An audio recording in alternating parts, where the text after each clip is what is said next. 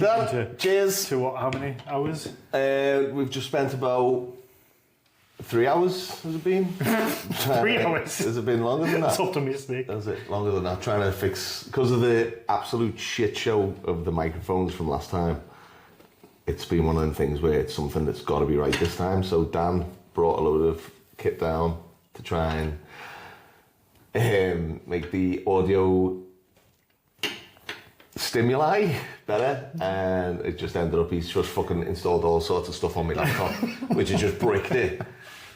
So now we're just recording the basics with my microphones from last time that should work this time, but if not, fuck it, we'll just do another podcast, I suppose. But yeah, other than that, Dan, Horns of Odin, Farrand. Yeah, is that my middle name? That's your middle name. I'm just trying to introduce who you are. Everyone knows who you are anyway. So just tell us who you are. Go. Hi, thank you. Yeah, Daniel Farrand. Middle name's Richard. Just yeah, company Horns of Odin. Most people probably know me from the podcast, I guess. At this point, I don't know. Would you say more people know you from Horns of Odin? Or... I don't know. Maybe both. They kind of tie together, don't they? Merge, the audience merges.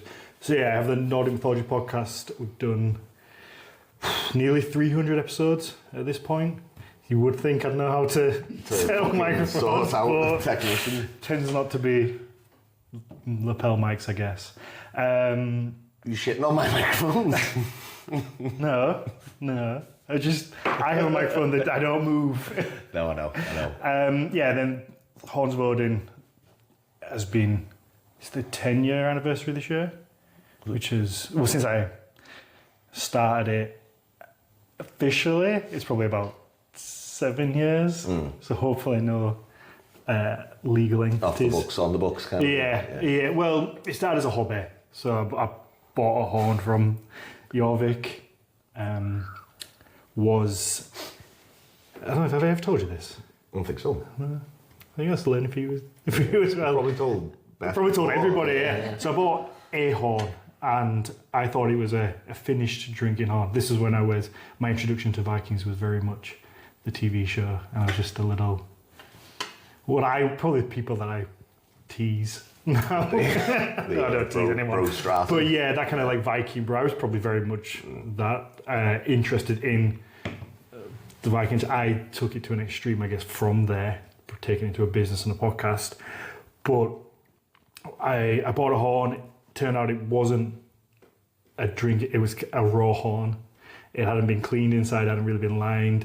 I was in the giddy mode of being at the Jorvik festival, I guess, and there was a lot of horns that were expensive, that probably were cleaned. This one was cheap for a reason. So has it just got like hair and mould inside or what? So it was just, so most horns we line ours with beeswax. This one was lined with nothing. Others are lined with like a resin. So you tend to get something. This was just clearly like raw. So everything tasted like... I didn't get that far, but it would have. So I picked up, realised it was just raw. The outside was raw horn as well. So me being me, just kind of decided I was going to figure out how to sand it, figure out how to carve it. Just, it's that typical thing of just wanting to take everything I do, I try to do 100% to the max. Sure, similar. It doesn't always work out, or you get distracted by other things, but you try to go all in, which I did. Made one horn, a friend saw it, wanted one, made one for him, and then I was a plumber at the time. My apprentice was like, you should really do something with this. He taught me to make an Etsy page, which we sat and made on our lunch, and I don't know why this is the universal sign for making an Etsy page. So we made an Etsy page, and it was just coming up to Christmas. I got like a few orders here and there, kind of grew it, invested back into it, did it in the garage for the longest time, and made the garage into a workshop. Then eventually COVID hit, and for most businesses was a death sentence, but I was in a very lucky position. I didn't feel it at the time, where we were doing a trade show but had ordered a pallet of mead from a German company. This is when things were easier to bring from Europe. We brought a pallet of mead from a German company, and in the transit from Germany to Birmingham and the NEC, they'd shut down like all shows. The pallet still came, so I had to drive down from Huddersfield, where I am, down to Birmingham. They just left the pallet at the side of the road of just a pallet of mead, which I had to put in the back of my van, like handball it into the back of the van. And I was like, well, what am I going to do? Everything's shut down. I've got a pallet of mead. I don't have the show that I was going to sell it at. This is going to be a nightmare. But everyone kind of shut down and was buying alcohol online. And it kind of just took the business to that next level and opened up the door of selling mead. And then all the little things that kind of came with the horns started to come together. We're trying to do bits of clothing, jewellery, and the accoutrements.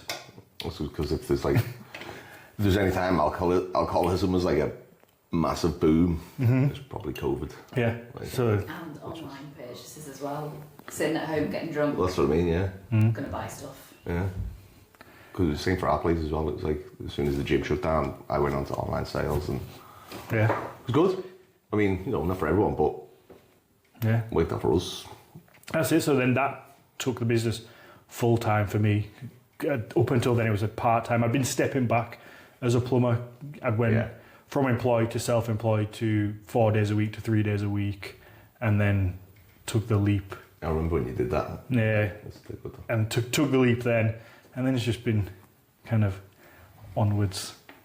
Because I remember, with a lot of this in the years following. I remember I did it. I think it was during COVID. I quit being a mechanic to do the gym full time. Before I ever had a chance to use your services as a mechanic.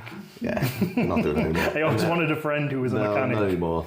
You've got a friend who owns a gym now.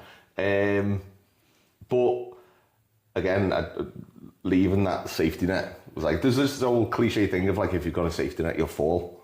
And so like, to get rid of that job, to be like, right, focus on the gym now. It's like, everyone's focused on that. Same with you, like I kept telling you. And like, again, it's hard to do, to just put all your fucking eggs in one basket. But like, yeah, you get again, like you said before, like with the same kind of person where it's like, right, I'm all in, go. And yeah, you get, or at least I experienced two camps of people. One that were, no, it's never going to really go anywhere. Kind of just doubt it. And then the other ones are just, well, you need to keep your, kind of do it, but keep your job. And have that like safety net, maybe, and I guess like the other set where there's probably a smaller group that originally like, yeah, go on, do it, take the leap, but then 2 foot in, Yeah. fucking go. but take the leap, and because I remember, like I say, I played a lot of rugby at the time, and it was like a separate world to the Viking style stuff I'm into. And a lot of them couldn't understand the idea of making a business from making drinking horns. Yeah. So there was a lot of, I guess, negativity, or I don't know what people said when I wasn't there, but even to me it was a little bit of, oh, do you think that could be a business? Do you think it could be this? So you get that, and then once it kind of works out, a lot of those people then come back and are like, yeah, it's really, you did well, but some kind of then come in a little, like, oh, I supported you from the start. It's like, no, you didn't. No, you didn't. I remember. I don't. And you probably see the same with the gym. Yeah, I mean, like, I'll always remember, like, family were always like, don't do that. Like, why are you doing that? And then when you try and tell them that, like, I went to this workshop where everyone had to pay 200-300 quid to do it, and they're like, people are paying that to do that. And you're like, yeah, people really seek out this education that they want. And they couldn't, it's like separate bubbles where like certain people won't understand what's in another bubble. Like if I was in a completely out of this loop bubble, I'd look at you and be like, you're selling horns. Whereas I'm in this fucking bubble where I was like, it's a profitable business. I know a lot of people are after it. Everyone loves it. Same with like gym. If you're not into exercise at all, or the unconventional training kind of side of things, then I get it. If you look at things and go, do you not think you'd make a bit more money doing this? And again, being a mechanic or a plumber. Yeah, exactly. Which are two kind of like staple jobs that people. You're always going to need a mechanic. You've always need a plumber. How many people have gone? We can always go back to being a mechanic. How many people have still messaged you and be like, "Hey Dan, you used to be a plumber." Yeah, I did the other day. I was like, when you're a plumber, I've not been a plumber for 5 years now. I don't even have the tools anymore. Yeah, but see this problem. That's like, I don't want to know. I even can you be asked doing your own plumbing now? No.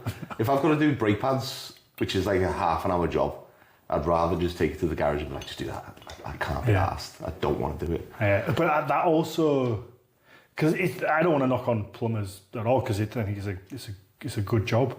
For me, I got to the point where I was like, I just don't want to do this forever. And maybe it would, but it might have changed anyway in a career path from, at the time, I was very much like, not way past being an apprentice, but still not owning the business. So I would be the one going under floors if I needed to, or in lofts in 30-degree weather where it's uncomfortable, and just being on your knees all day. Whereas I guess as you maybe own the business, you can have people that do that for you, and you can do the boiler services and the nicer jobs. So it might not have been that forever, but the goal was, I just don't want to be.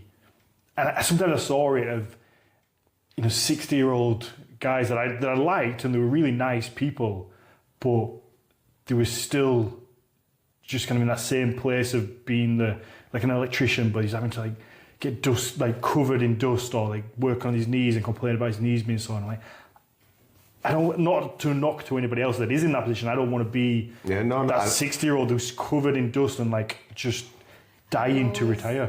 Had a creative side as well. Do you think if you'd got to that point, you'd be a bit unfulfilled and there's explored parts of your... Well, I think I always was looking for something else, because even before I made drinking halls, I got into like comic writing, and even with that I went 100%.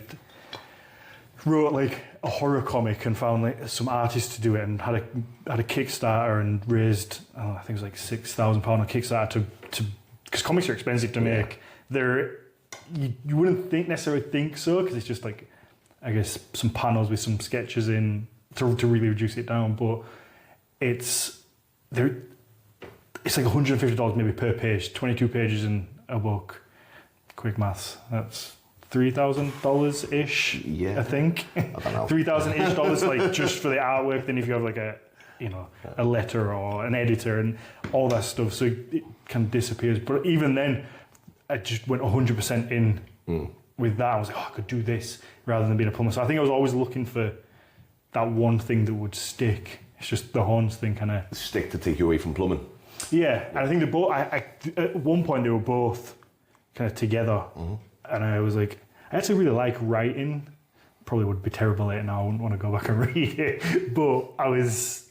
The horns kind of blew up more. And I was like, well, if I want it to be a viable business, then I have to go with the horns and leave the writing. Well, that's like exactly the same. I remember I started doing mechanics when I was, obviously it was a family-run business, so I got into it at about 13, whatever it was, because every time it was a summer holiday or some kind of half term, I'd be brought into the garage to work, and it was fine. I was making money, even if it was like bare wage. Seems like a lot of 13. It was fucking, I lost, anyway, that's a whole therapy session. But there was a guy who worked there from then until, it must have been, I was about 20 or 25, I think. And I was seeing him he owned the garage before my dad, and then my dad took over the garage and he carried on working there. And then he like died there, like he got cancer and he died. Yeah. And that's the same thing as you're saying, where I was watching this guy grow old and then die. And he was a sound fella, but in my head I was just like, that's not what I want to do. I don't want to get to like 60, 70 and then die on the job and be like, okay, next person in. Do you feel that pressure to go into it, I guess? Are you the only son? No, my brother's older. Did you go into it as well? Or? Yeah, the whole family was in it. So did you feel the pressure to do that Yeah. Because- There's other things I wanted to do, but it was always that pressure of like, well, this is what the family's doing. I don't think there was a choice necessarily, was there? Well, the illusion. Yeah. But again, it was a good skill to have, don't get me wrong. But there was always this thing of like, I don't want to live and die this job. I want to do something good, which is why, like you said, going into the comics, I like put every bit of I remortgaged my house and then put it all into my pilot's license. Yeah. To be like, I've got to do something to get away from this. Mm-hmm. Not to get away from it, not in that kind of like, but to like, I can't let this be my life of being this. And again, like you said, not to shit on mechanics, it's just it's a grim job through the winter. Yeah. It's just like having brake fluid rolling down your arms into your armpits, and it's horrible. And I just thought, I don't want this. It's a tough And job. then to be like, I'm going to teach people how to swing a big heavy ball on a stick. My parents be like, what are you doing? I get that, I understand.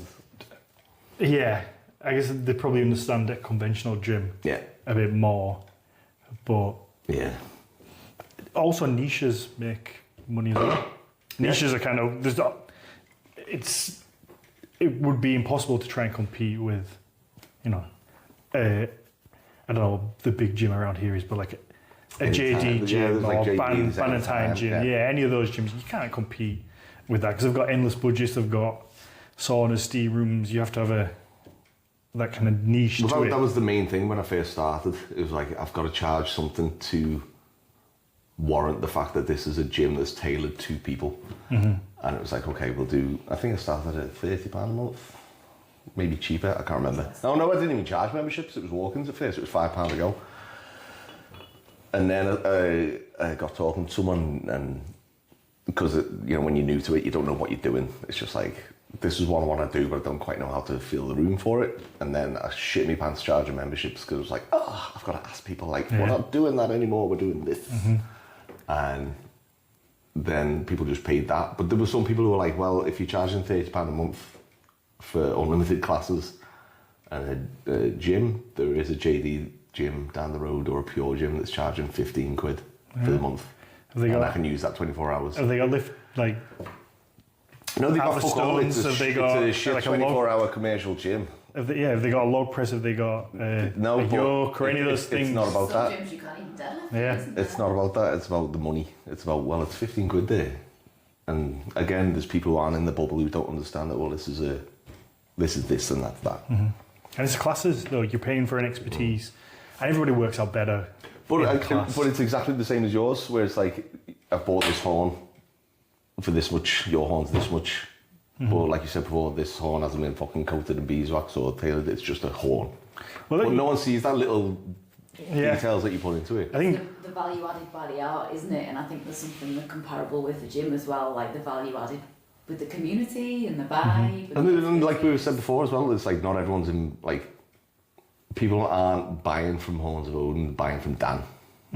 And I think that's a massive part of it, to be like, ooh, I'm not getting a Horns of Odin horn, I'm getting a horn that was made by Dan, who's a good fellow who's put everything into this Nordic mythology podcast, is Dan putting everything he loves into that. And I think that's what people buy into, hopefully. I mean, that's what I'm going for. Yeah. I hope so. Yeah. Fucked. I mean, the podcast's a huge love project. We don't make...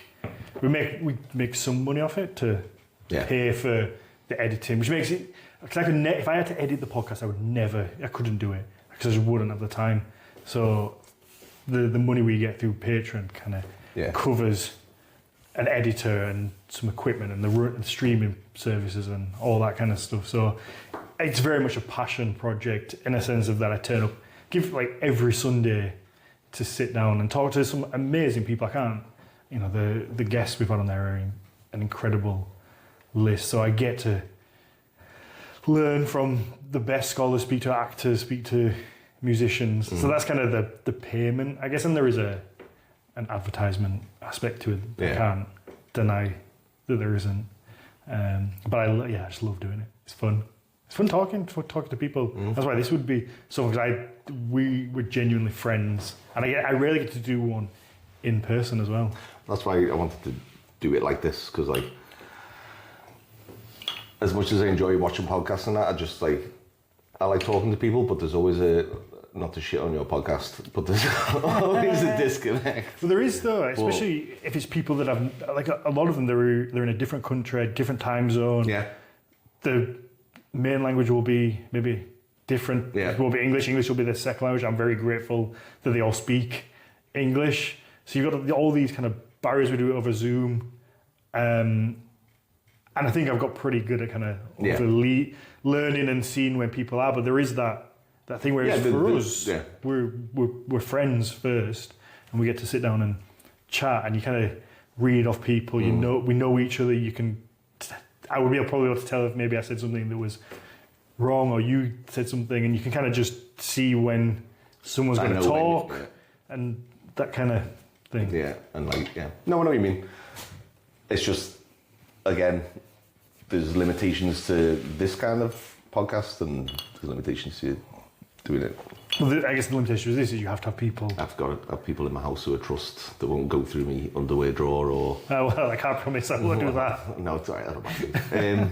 But I did see you in your little tight whities earlier when you forgot your shorts. Well, actually in your house, in your kitchen. Oh, in the kitchen? Yeah, in the changing room. A common occurrence, isn't Yeah, it? when you forgot. You see me, so before me, just a loophole into this. This is a behind the scenes. This is me and Dan did a jiu-jitsu match where, what was it, 2-0?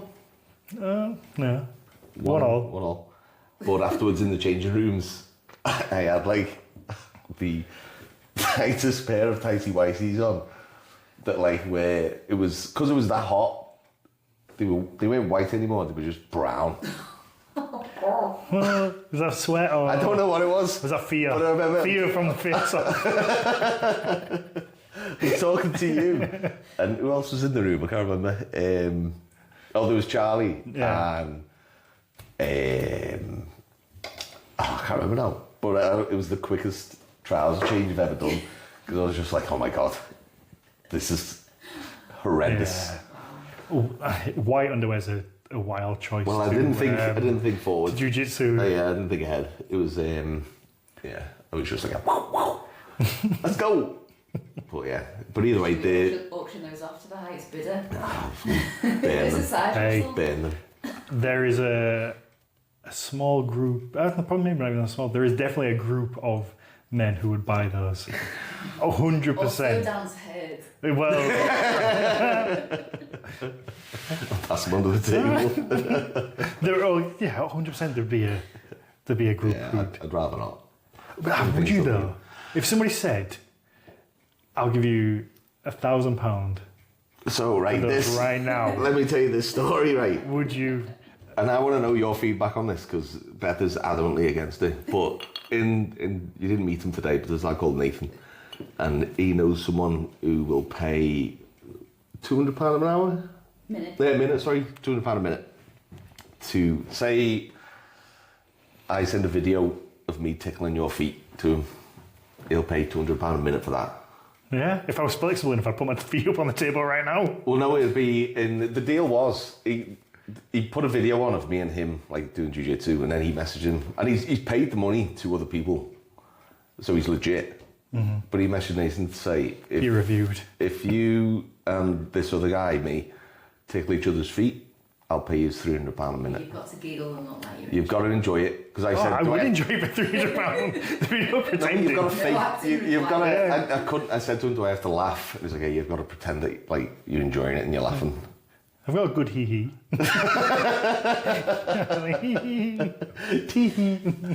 And I was thinking about it, genuinely thinking about it, because £300 a minute. Yeah. But then Beth was like, yeah, but if it stopped at the feet tickling, that's fine, but it's a bit of a gateway, isn't it? It's where she was like, some guy's going to be masturbating to this. And I was like, well... to be honest, I just don't want you to earn more money than me. I just feel threatened. How long can the video... The video's as long as you want. It's not just a minute and done. He paid one of the lads £900. It's hard to refuse. Why would you not? Yeah, it's not even sexual. It's I mean, for him it is. I guess If you want to believe that, Dan, that's no, adorable. for him it's sexual. Yeah, but for me, But for if I'm just tickling your feet, we're just like, it's more friendly than no, we're having pizza later. I might just tickle your feet for fun. and I'll go hee hee, Yeah, and I won't be paid for it. we're better. There's no tickling for free anymore. I would. Well, But you did see Lloyd's feet at jiu-jitsu when you did get injured. I did get, Jiu-jitsu, yeah, so- you maybe just I'll trim my toenails. trim the Trim my talons. toenails. But that, again, it's always like a little fallback. That if this doesn't work, it's there. It's not mechanic, is it? it's something It's more glamorous than mechanicking. Is there a niche for like a Viking feet only fan? oh, they would not even for feet. I mean, I bet they would be for like people that look like us. There's definitely a group. Yeah. Because I don't know about. Aren't they called gay Wet. men? But I think it can't be just me that's experienced this. We have a similar look, and there is certainly a subset of Bears. yeah, that's what we would be. But there's a subset of gay men who just really like our aesthetic. Yeah. So before you post that reel of you and Dan rolling at jiu-jitsu, you should consider how you might Put monetize it behind the it. paywall. Well, I Who had wants to see Lloyd get Me squashed? choking Dan out. I shared that picture of yours, of our little face off, and a guy replied to me, who he's sweet, he's nice, he's never been like harmless, doesn't make it Yeah. but he always like there's little comments, and he's like, "Ooh, Dan's got a boot here," and I was like, I don't really know what to say about this. And he's like completely harmless. He doesn't, but you must get that as well from like there's a certain Not so much anymore. Because I think I've just kind of distanced myself from social media. I yeah. think you've kind of marketed yourself as much as you No, used 'cause to. I'm Not like like fed you up. ever did intentionally, but I don't think you've posted yourself as much. You've posted. No, because I kind of got to a stage where I was fed up with posting myself, but it used to be when like I was a lot more like involved and like having me. I'm trying to do it a lot more now to get back into it, but it used to be like there was people all the time being like, I've told this. There was a guy who offered to pay me money to smash his car up with a hammer. I mean, that would be fun. Yeah. That one I would be like, yeah, go. And no one ever offers me money. I don't know if this is about me. Well, Maybe you're a higher clientele than I Maybe. am. but again, it wasn't like just smash my car up. It was like he wants to watch me and. Where I'm like, Where actually, Ty do White this. is. Yeah. And I was like, I could do this because like I enjoy using the sledgehammer. And like, but then it got a bit more seedy towards the conversation. I was like, oh, next at this one. Yeah. But again, bills to pay. I'm only human. But there's never any like attractive women Oh. who message me saying do this. It's always the guys who've got a big bulbous belly. And they're like, do this. I was like, ooh, Yeah. swipe. It's always a type, isn't it? Yeah. It's all. I'm a professional. The attractive women message me. No. Well. I would say if we were to have an OnlyFans, it would be a certain. But I remember like during COVID when everyone got on to like the two. That's when it started, wasn't it? Yeah, Kind of and everyone was getting on it. And the amount of, because again, like in the gym bubble, the amount of male personal trainers and gym owners who were like, I'll get on OnlyFans, thinking that they'd attract like loads of beautiful women, beautiful yeah. babes, whatever. And it was just men like, blah, blah, blah. And they were like, ah. And you'd watch and be like, what do you want? What did you expect? What do you want? Money's money. I said this to you earlier. It's so funny that every single person, when I said we were going to do this, said, don't get cancelled. And then This isn't a cancelable within conversation. 20 minutes, we're talking about tickling each other's feet. Our gay audience. Yeah, but we're men, so it's fine to talk about the kind of film. If we were talking about like women audience, then it'd be wrong. But like, because we're men, we can talk to men. It's fine. It's flattering. Well, Exactly. I find it flattering anyway. Yeah. When I got that comment earlier, I looked in the mirror and I was like, you know what? I do have a boot. You do have a nice booty. do Any have of a our lads in the gym today were like, he's fucking strong him. He's proper strong him. booty strength. Size of him. Look at his ass. Is that what, yeah? Yeah. Added that Like, on. So it's not a bad thing. It's not cancelable. It's body Well, positivity, if anything. Yeah. It was good. It was good fun. I enjoyed getting to go in a different jiu-jitsu gym. It's just not what. I guess you have your own little gym, and I don't do any competitions, so I haven't yet. So I've only really trained with the same people, and you quickly get used to knowing the level of everybody, and especially when you train gi, you see the belts, you have like an idea of who's new. If you know, 6 months in, you can quickly get an idea of who everyone is, the level, what maybe their favorite submission is, or but stepping into a completely different place it's not intimidating because everyone's so friendly and nice and wants to just welcome in. All jiu-jitsu places are, but having no idea whether somebody's a first degree black belt or two-stripe white just belt, walking up in shorts and a t-shirt, like everyone's just wearing the no-gi, and it's like, am I gonna get choked out by this small, slender, skinned little lad, or am I gonna lay on him? Tickle his feet? What's going to happen? Make a bit of coin. Yeah. But I know exactly. Get the camera ready. Paywall. But I know what you mean. It is...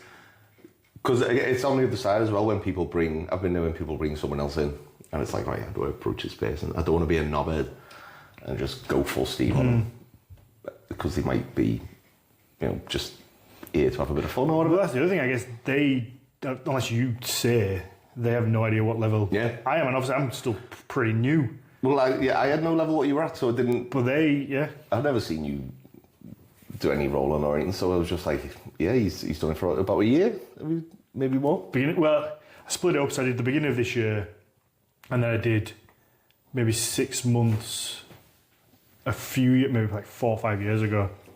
I did like 6 months, but I then got into like Muay Thai and kickboxing and fell in love with striking for a couple of years, and then just stopped for 2 years from life. Let's just call it life. When I asked Jay and Mike, I was like, is it alright for me to bring someone in? And I said, he's not a knobhead, he's a sound fella. He's background in rugby, so he's quite a big guy.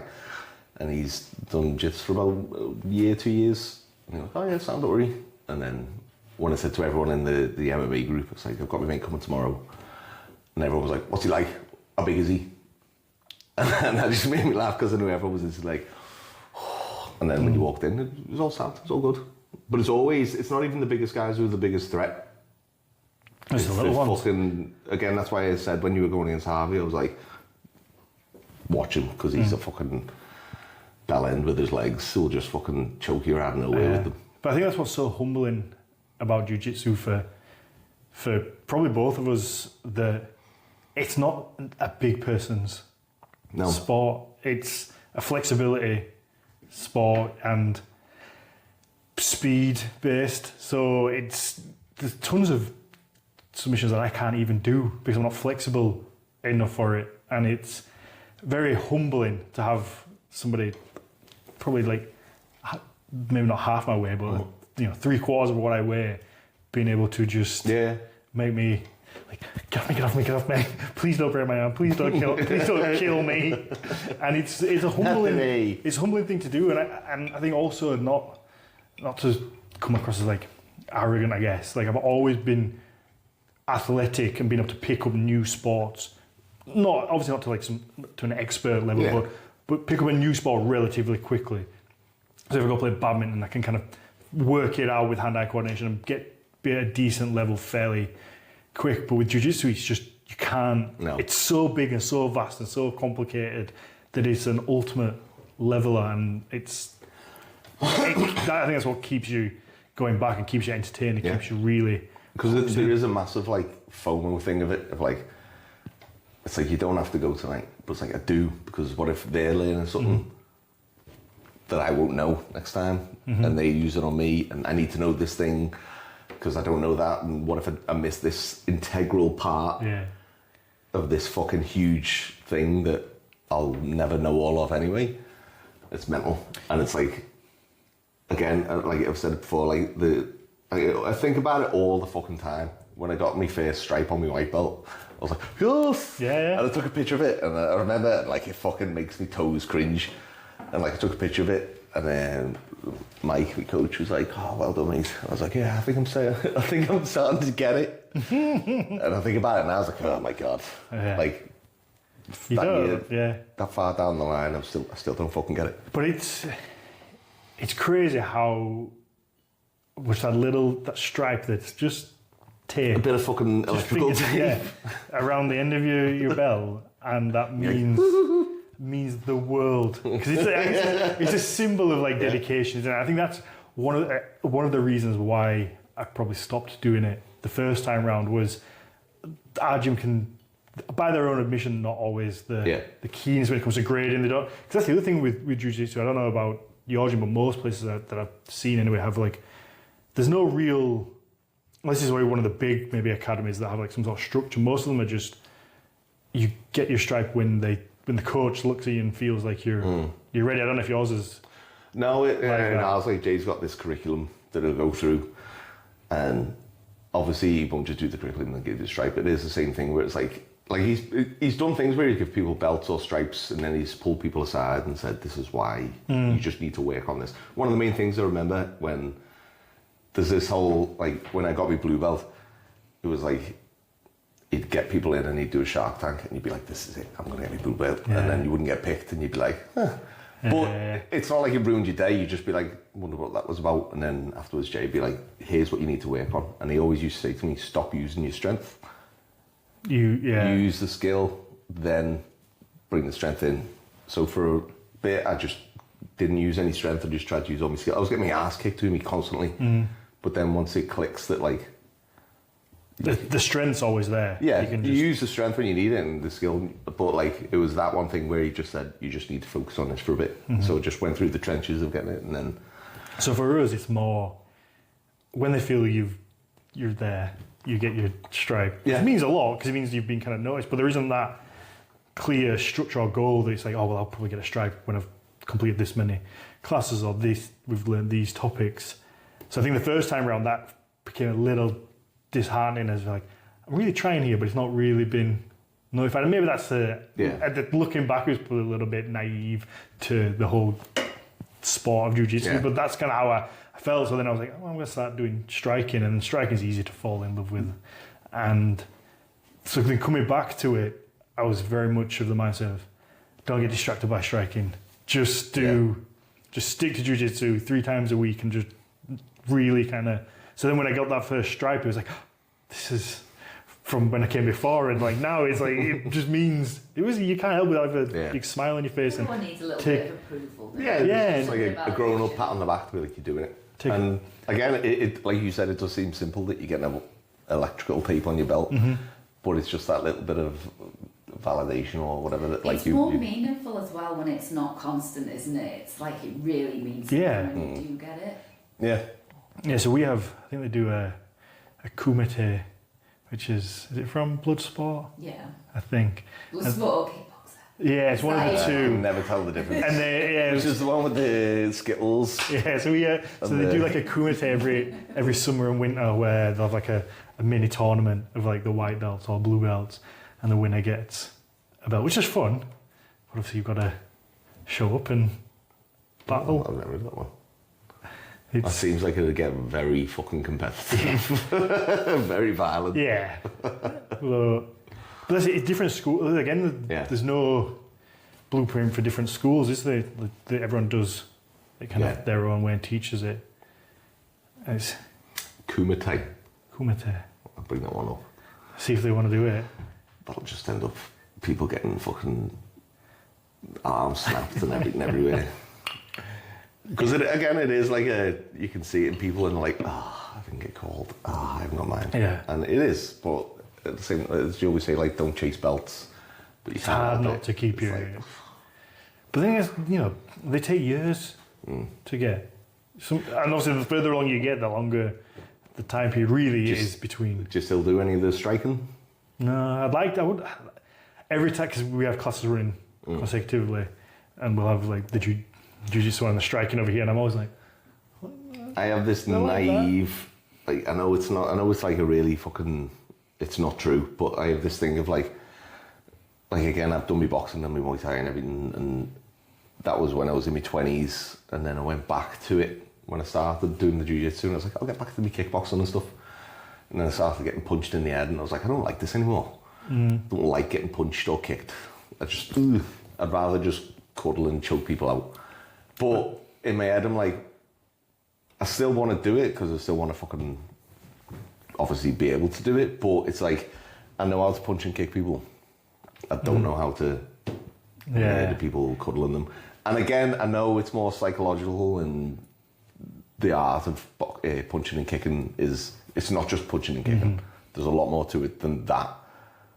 But that's the way I'm justifying, I'll do this than that. Otherwise I'm just saying too much of a shit house to get punched and kicked. I mean, it feeds into that kind of masculinity that certainly like we have of that competitive side, and that there is that need for violence, whatever kind of... Yeah. That violence is there. It's been there throughout history, as much as some people may want to say that it isn't. And arguably, it would be nice if it doesn't exist and violence doesn't exist at all. But also there are circumstances where violence is needed, and there are people that are really appreciative. You know, when it comes to like the super spies of the world, the black ops. Yeah. Anybody would be a bit ridiculous to think that doesn't exist and that world isn't there, and they're not doing some horrendous stuff. But I'm kind of glad that they do, because and everybody can have their comment until they know the full story and have everything mapped out, and which we don't. And often I'm glad that people do these horrible jobs, because we get to be safe, and I don't have to do it, and I wouldn't want to do that. Well, I mean... And that kind of violent nature is just a part of the world. Sometimes it would be nice just to talk people, and you get, somebody acting a certain way. It would be really nice to just talk and say, don't do that. But that's not always the answer. That won't always calm them down. Sometimes... What was the reason you got into violent arts? Stop playing rugby. I stopped playing rugby. I needed that competitive. Again, it's that mental health side of sport as well, and activity, where I'd gone from playing rugby all my life, stopped. But again, I stopped playing rugby because I started like forgetting things. Just crazy to get into then. A combat. Let's get into something that involves punching me in the head. Yeah. But that's one of the reasons why was that. So Sarah, my wife at the time, was very much of the mindset. I'd be halfway through a sentence, and I'd just kind of go and just think about what I was saying and lose track completely. Yeah. And it started happening a little bit more and more, and she'd mention it to me. And eventually I was like, shit, I probably should stop. Because even though rugby doesn't have a direct head impact through, like boxing, every time you carry a ball up, you're getting stopped, and you're having, there's an impact to the head. Well, were you on what position were you in rugby? Prop. So does that the mean anything main to you? Fucking head smasher. Yeah. So it's always there. So that was one thing that I noticed, and then I got into obviously but you need something from that, and the gym didn't kind of scratch that itch. It was more, I need something competitive where I'm competing against people, or at least that kind of...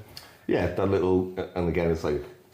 I fucking hate saying the word, but it's like that like primal fucking... of just like, I need to get this out. Mm-hmm. It's multifaceted as well, I think. Same with you, with the gym and the mechanic and going, all these... And just, your own personal life of things that have gone on. And with me, it's like you have that whole stress of... Anyone has their own business, having to think all the time. You never switch off. You'll always be thinking of the gym, like, how can you improve it? How can you make it better? Is it doing okay? Is it still going to be there in 6 months? Can I put the prices up? You have these things that are just constantly, and you can never switch off from it, except when someone's trying to choke you or pull your head off, or when someone's threatening to kick you in the face. Like none seems as bad after that. Yeah, or when you're playing rugby, in those moments you can't think about anything else, because you're going to get choked, or you're going to get hit, or you're going to get hurt. So you have to think of the task in hand. And I think that's why it's so important people go towards those sports because it's like, you know, when we're rolling today, I didn't think about work once. So that's probably the only time I won't think about Horns of Odin or the podcast for and the, even like the week. on the drive home from it, I'll be like, either I'll have the radio off, just like, or I'll have the radio on, just like, fucking did get that was boss that. Like, I'm clicking, it's doing everything work. But I'll never be like, I lost that member, or this happened, or whatever. It's just that break, it's that stress release that you need, because it is tough. Well, I only, like, I've been doing for 2-3 years now. Before that, like I said, I did the Muay Thai and boxing and everything, but there was a big gap between that. And I had this big falling out with someone, and like at the end of it, I was like, can I, you know when something comes that close to blows, but it doesn't? And then you think about it, and you're in the shower arguing with the shampoo bottles, and you're like, fucking, if I said this and he said that. And then in my head, I was like, if it did come to it, can I still fight? Can I still take a kick or whatever? And that's why I thought I'll get back into something, because I need to. And then, I started jiu-jitsu, and then I realised I can't fight. I'm just I've got my head caved in that many times. And there was the 2-week free trial, and I remember like Beth saying to me, like, you need to do this, I'll pay for you to do it. Like, if you're not going to pay, I'll pay for you to do it, because I think my attitude kind of changed that much, of like, just being like, everything's a fucking chore, everything's a burden, to just being like, go in there, get my head kicked in, and coming out being like, hey. Well, I think there was something as well about being a gym owner, in that a lot of people, exercise and training is their therapy. But when you've got your own gym, it's not really a space where you can sort of just blend in, because everyone comes to you for their therapy. So you needed something away from your own gym as well. Well, it's like box, didn't it? This, I don't know, guy, when I started the gym, and I was like, because I love training, I love everything about training, his boss, all that. And when I started, he was a PT, and he was like, just be prepared, Lloyd, to not train as much as you used to. I was like, what do you mean? It's like, your training is gone now because you're training other people. And I was like, it's a 24-hour gym. I can train whenever I want. But it's not that. It is literally like, whenever I want to go in and there's someone there, it's like, I can't train because you've got to. It's not like a chore or a burden, but it's like, if someone comes in, you've got to talk to them, and you've got to say, how you doing, bye. And your training does take a back foot, and it's the common thing of like your hobby. As soon as your hobby becomes your job, then it's not your hobby anymore. There's a saying there, isn't there? There's somewhere, I'm trying to think what it is. But it's like, when your hobby becomes your job, it's gone, and it's just like, it's a job now, and the little bit of enjoyment comes out of it. And so that's why, like I said, the MMA Academy was like integral to like, right, I'm in another gym, but it's not my gym. Yeah. I still love my gym. I fucking love it to bones, and I love training there. It's a completely different type of training. But there needs to be this way where I'm not responsible for everyone. I'm out, and that's why I like it. I think it depends how deep we want to go on here, because I think as well, when you have your own business, it also can become like a sign of, or like a site of like the trauma. So, I obviously went through losing Sarah. When you were going through like your divorce, those things attach themselves to the places as well. So, obviously Sarah worked with me, so her presence is at the unit, and obviously you had your place. So you also, when you're going through difficult times, you have to go to work, because you own the business. There's no stepping aside. You can't. There's no, I'm going through this. Can I take 2 weeks off? Can I even a couple of weeks would be nice, but you can't do that. So you have to go to these places that hold, great trauma and memories, to have that place separate, other than at home on your own, where you can pick up a bottle or do whatever else and kind of sit in your own, to go somewhere where there's other people and just have an area to kind of get it all out. Because I know when I struggle going to work, immediately after, without Eddie, who works for me, I would have, probably would be no business still. Because I just couldn't be in the building, or even though I had to kind of be there. It was such a struggle to kind of be there a lot. And it just, having these things, it took me a while to get back into jiu-jitsu, but it was one of those things that was always in the back of my mind. Like, I really want to get back into, I think that'll help. But I got into spin. That helped me. It really helped me spin. Spin class. Have you ever been to a spin class? Yeah, like when I was 20. I found a little... It was good, don't get me wrong, it was good. I don't shit on spin class, it was good. And you don't see spin class as much anymore because it's took over by Pilates. Don't get me started on Pilates people. But I did like spin class. But I know what you mean, but see, I think yours is probably different to mine because like, whereas you and Sarah kind of like started and that was with you, whereas my gym wasn't really Which like was that. yours? But mine was like, I don't know if you had it when you had to go, see, every time I had to go coach a class and like your wheels falling apart kind of thing, you've got to kind of like put a smack on, be like, hey. Well, that's it. Like, I still did the podcast through, which is looking back probably quite insane to keep doing the podcast pretty much every week. Might have missed like a couple, but equally it was like an escape where you have to switch on and kind of shut out the world and put on a character, I guess, to a degree of being like, well, I have to like have this conversation and be locked in. You don't get all that. You've described it that way as well, as almost like I've got to put my mask on or be enrolled or like it was always like showtime. Yeah. And you walk in, but again, it's and on like most of the time when you're there, it's you, it's your authentic self. But there's times where, as you say, you've got things going on in your life and your heart isn't in it, your head's not in it, but you're a professional and you're providing a service. And but it's your livelihood as well. You can't. There isn't that it's option. like, this is paying my bills. This I can't be like. There's not that option to walk away. It's you've got to figure it out. Thankfully, I had like good staff who helped with that. But it's just there, isn't it? But it can become. Thankfully, like it hasn't become like a long-term trauma thing that I like have a attachment to, I guess. But it is in like the moment, and it's difficult to kind of.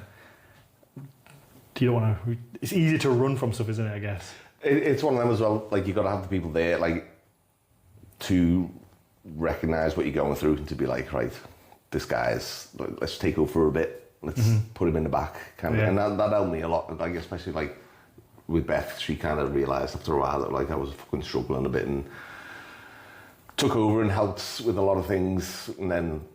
Being men, we naturally didn't say. No, we never said, no. "Oh, I'm struggling here." No, I'd just have a frown on my face and be like, "Yeah, fine, yeah, fine." Yeah, it is. You know, you tell me a better system.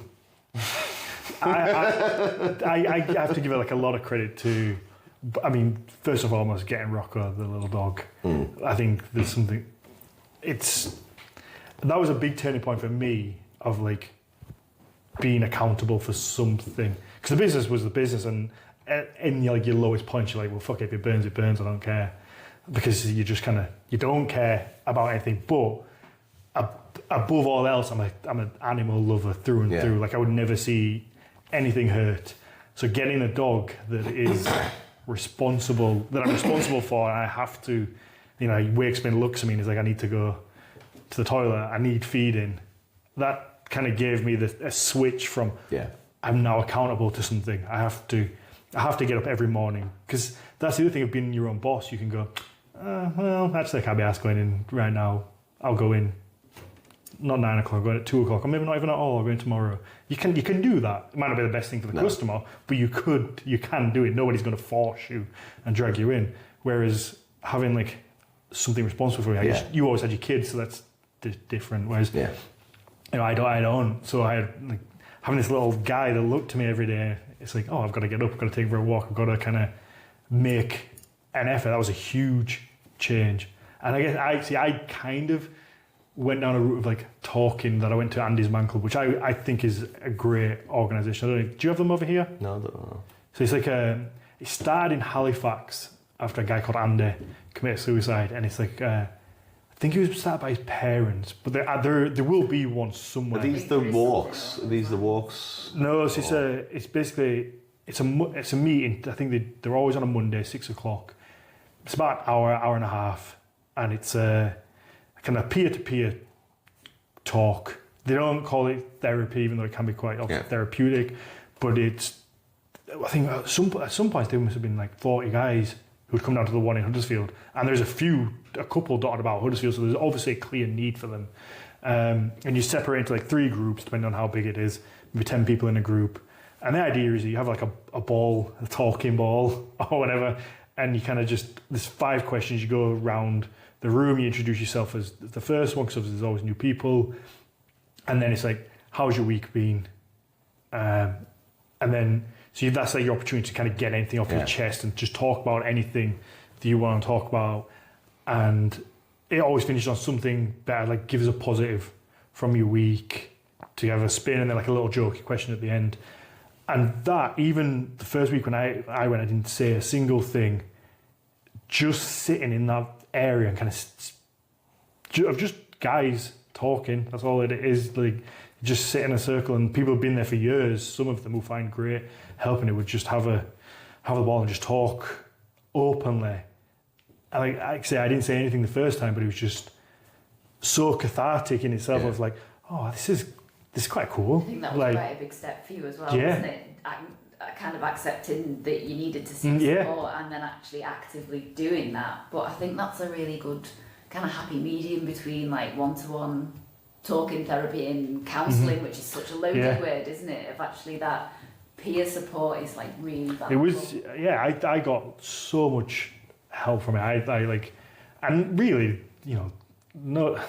probably didn't even get that much direct advice. It was more just saying it in the open, and also giving like worth, because I'm quite a chatty guy. I guess I'm quite good at, or feel like I'm quite good at giving some advice.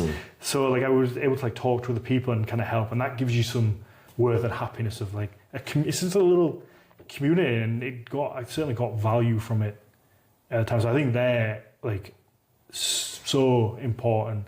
And I know they're all over the place. I know they're like the main hub is Yorkshire, because it started there and it's branched out. But I think that's such a key kind of tool for anyone that suffers. Yeah. Because there's no judgment. It's all guys as well. Like, because we can struggle talking. It's not the easiest thing that we do. I didn't have any of that. I just at Beth, to be honest with you, it was like, it's a weird thing to get into, but it was a perfect time to meet Beth, who is a psychologist, to then get some free time. Psychologist that needed some training at the gym. Yeah, it's like, I'll do you some PTs, you give me some psychology. And like, I know exactly what you mean. Like, it's an important thing. You've always had a very supportive friend group as well from a young age. Supportive in like their own way and methods. Yeah, that's the exactly fucking. What you needed, isn't it? I don't know if there's like a supportive, abusive kind of thing of like. I mean, you must have the same thing with the. But that's I think that's like I don't know, Beth, you could probably attest if it's mainly a guy thing of our way of showing love sometimes is just berate the shit. Yeah, to give each other shit. We give each other shit all the time, but we finish with like love you. Yeah, or like I always finish a phone call with love you, Dad. But we'll like give each other like what to outsiders would think is a horrendous abuse. I was literally sitting in the bedroom the other day while you two, I think you were on loudspeaker while Lloyd was in the bath, which is his main like communication time with the girl, isn't it? And you just kind of chatted shit at each other for a little while, and then it finished with love you, Dan. Yeah. Love you. And you know what? And then I got a message, like it popped up on the screen from Beth saying gay. And I've been that with love. Yeah. I was like, shut up. Do you love him? Don't care what you say. But it's nice to have that kind of, because not everyone does though either. Not everyone has that, like somebody that they can just be even like that with. Yeah, it is mental. But I guess on that topic we can talk about trans women in sports. No, that is one. The stone lifting that we did, because that was kind of in that. That was the only time that we've ever managed to organise, other than today, an actual outing where it was you were obviously going through your stuff, and I still remember it, that I was sat on my sofa, it was about midnight, and we were just texting, and then we were like talking about stone lifting, and obviously you were a little bit sad, and we were like, understatement, but it's like, fuck it, let's do it, let's book it, and we like just booked. I don't even know how we did it, to be honest with you. I couldn't tell you how we did it. I think it was just... It was the most well-organised.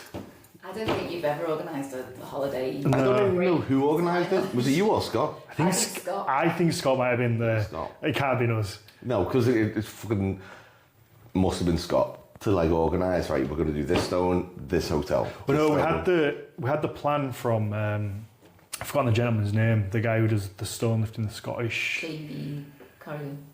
No, it's like an Eastern European surname, like Janich. I can't remember. Something he gave me the plan of like the stones. These are like, and then I think Scott probably. He worked out the autistic side of Scott was like, right, we'll do this with that, we'll do this with that, with that. I think we booked like one first, and then we were in then. And we kind of booked the other ones. And then fair play to Scott, it fucking worked a dream. It was like, this is fucking perfect. Until we got to the Menzies stone, which we still won't talk about. Fuck that guy. But that in itself was just like it's like a core memory. It is. It's what's it called? It's not a core memory. It's a what is it called? When a superhero has an event, a canon event. Okay, yeah. Where it's like, this has happened, boosh. Yeah. And that's where your life's gone. And it was a proper like a canon event of like, this is fucking. But also a little bit healing at the same time. No, that's what I mean. It was like from me going this way to then to that way. Yeah, it was just three guys hanging out in Scotland for spooning in beds, a few days, wearing kilts, testosterone, testosterone. That's what I meant. Learning. Do you remember when we went the first day? We went true Scotsman under our kilts. No kilts, and we never picked up a stone in a kilt before. No, and got the first one up to the knees and went to pick it up, but realised that the stone kind of sticks to the kilt, and the kilt just came up. And like, when you're picking up a heavy object, everything sucks in. Yeah. And I'm using, this is my excuse. It was cold. It was really cold as well. It was cold. It was cold. Everything sucks in. And when you pick up a heavy stone and your dick and balls suck in, and on camera you're like, that's what it looks like. That's the scientific term. It'd been recorded, it never. And it's like, But that I can't remember what it's called now. The stone that we had to put on the plinth. That's what Yeah, the plinth is broken. That was a good starting stone. But after that, we didn't go. We learned. We put underwear on. Especially the one where in front of the cafe. The cafe with all the old ladies, That Winnie Stone with all the kids watching. Yeah, that would have been. That would have been. I got cancelled for that one. Do you remember the banana? The banana incident. He told you. Lloyd told me that banana was a seed. It's a herb. A herb. And that it's really good in curries. And it is. I still stand by it. Went for a nice little curry, and Lloyd found. To be fair, you did find a curry on the menu that had a banana in it. So and I backed it up, and then about 40 minutes later, we were all waiting for our food. And some kid who looks like that guy from what's the film with the kid? The plane. Is it Indiana Jones? Is it Indiana Jones? I don't think it is. The plane. There's a little. Anyway. Try not to get cancelled. Little. Like Short Round. Short Round, that's it, isn't it? No, not Short Round. That's from Indiana Jones. No, Short Round's fucking. Short Round's an apt description. Let's leave it at that. Yeah, but Short Round is another type of Asian. There's the. I don't know what this. Like Short Round. Like Short Round, but the other Asian. It's not really an integral part of the story. No, it's not. Anyway, pack this in, Dad. It's not cancelable. The plane. He comes running in with the banana, just puts it on the desk, and then runs out. And everyone's like, "Is that your banana?" And I was like, "Nah, it's just a banana." And then they take the banana in the back and come out with the curry with the freshly spiced banana on. But it was meant to, you said it's meant to cook into the... Yeah, it's meant to cook into the curry, but this was just a sliced banana on the, like a seasoning on it. It was hilarious anyway. It was not worth getting cancelled over. Yeah. And then there was the fucking guy selling us the whiskey. He cleaned up that fucking thing. He did. He saw us. And he kept on taking the glasses, and I was like, I'm alright, I'll just drink out the same glass. Everyone. Like, you won't, you fucking Sassenach. And I was like, is this some kind of playful term he's giving me here? And then was he you? Was like Sassenach's like. Well, I was in my Outlander phase at the time, so. Sassenach is like the worst. It's not a compliment. It's like, oh, he's calling me Sassenach. And he must like me. Every drink he poured, because he had an array of whiskies, and everyone, he was like, oh, you need to try this.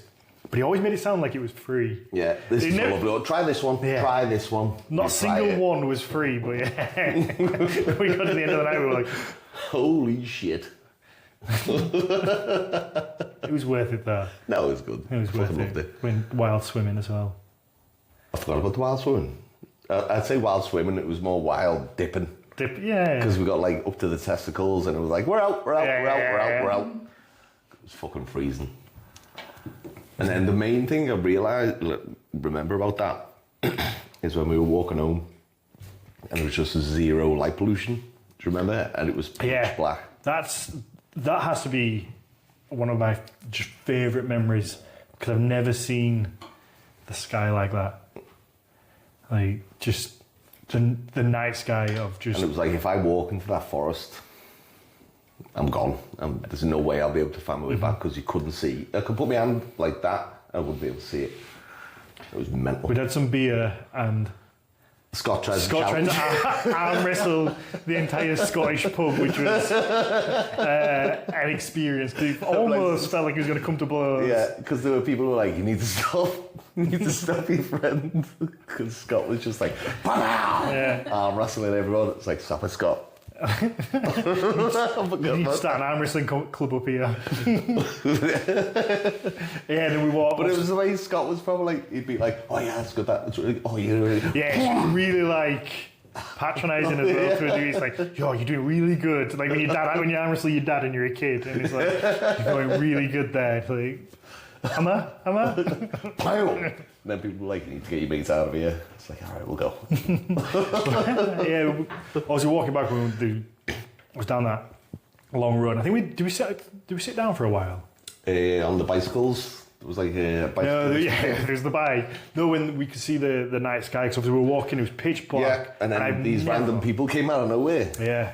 I've never experienced like darkness. Yeah. Like that, not like outside anyway. Yeah. And just sitting back and looking up, and the amount of, if you go outside here, you can see stars. Yeah. But I didn't realise there was that many stars. You can see fucking the north of fucking Scotland. You can see not just stars, but like constellations. And it's just like, this is amazing. Yeah. And you can take a picture of it and be like, nah, it's shit. Yeah. It's just it was a livable moment that you had to kind of go through, and it's. But I do want to do it again. It's like, it's something that we've got to do again. But like, I'd like to get a bigger group of people to do it. And charge them. Stone tours. Yeah. That might be a tough one. We might get shouted at for that. I wouldn't charge for it. It's just, I'd want to get a bunch of people from the gym and a bunch of people who I respect to get together and just do it. Just as, like you said, with the fucking, like a therapy kind of thing, just be like, let's just get out and men, women, whatever. Just it didn't matter about lifting the stones. They had their own achievement to them, but it was just being away with just a couple of people. Like me and Scott didn't even know each other. Yeah, but you're kind of away and just because there is that that guy time together, just three guys kind of just being free to do what they want and pick up heavy stuff. And the thing about that is when I go back, I remember my mum was speaking to me. She's like, so did you win? I was like, it's not really a a winning thing. So what was it? I was like, well, you just go there, you pick up the stones, I put it down. you put it down, you're done. He's like, oh, so was it not like a competition? It's like, with yourself, but you know when you're trying to explain something to someone and you're like, it sounds really fucking weird when you say we went there to pick up a stone and put it down. But there is. But in my head, it was a fucking canon event of like, this is where my life's going now. There's that. I guess there's that history to them as well, though. Like there are manhood stones. It's that kind of thing of coming of age, of being. I mean, I don't know if any children were picking those stones up.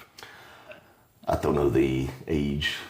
No, we struggled with some, so maybe they were a lot stronger back then. Oh. Maybe if you were raised on porridge. Yeah. Like what's his name? Quaker Oats? No, it's not Quaker Oats. Who's the guy with the shot put on the porridge bottle? Yeah, Quaker Oats. Is it Quaker? All the porridge brands. All the porridge brands are available. But again, it's like the whole stone lifting thing. I love it and I'll sell it to anyone, and it's a proper therapy for you. But do you think it would capture that experience if like another group of people went to do it? Do you think it would capture like the magic of our experience? What we had. Well, yeah, because you know it was set up in like a time of like need almost, and it kind of had its own journey in that. I think maybe not to us, but maybe to them. Yeah, if that makes and not like passing that on, then aren't you? Yeah, but I mean, the last time I went was with Beth, and like I proposed to her at the Newton Moor stone. And it's still your second favourite stone tour. Whoa. Yes. It is. I mean, love you to bits, love. I love the proposal, but that first stone tour, of like it was more the fucking what was the, I can't remember what it's called now. The one that we took like 40 minutes to suss out, and it had the gorgeous backdrop. Is it something of Finnis? Something. It's like it was 130 kilos, wasn't it? Yeah, 130 kilo stone. The videos stunning. And everyone hated you for doing it. Everyone loved me for doing it. I did get some stick. Did you drop it without a mat or something? Yeah, yeah. But there's other people doing that. Like and loads of people do it. Really heavy. And it's not like you just kind of went wah and threw it down. It was just like dropped. Yeah, I think that's it's like anything else. People love. Yeah, people love what they do, yeah. And only so many people do stone lifting. And the idea is you pick it up and you put it down. Yeah. Generally, because you don't want it to break, which I completely get. I get it. But also, you're picking up a 132 kilo rock that you don't see in the video. It's not like we walked up and just picked it up. But yeah, it was literally 40. I'm sure it was about 40 minutes of us sussing out, and it wasn't like we were like, let's just throw it on this ground. We got a fucking patch to do it. And we had like attempts after attempts. We were exhausted. Yeah. We felt like giving up, and I think then one of us did it. I think it was Scott who did it first. We got it up, and then it was like, shit.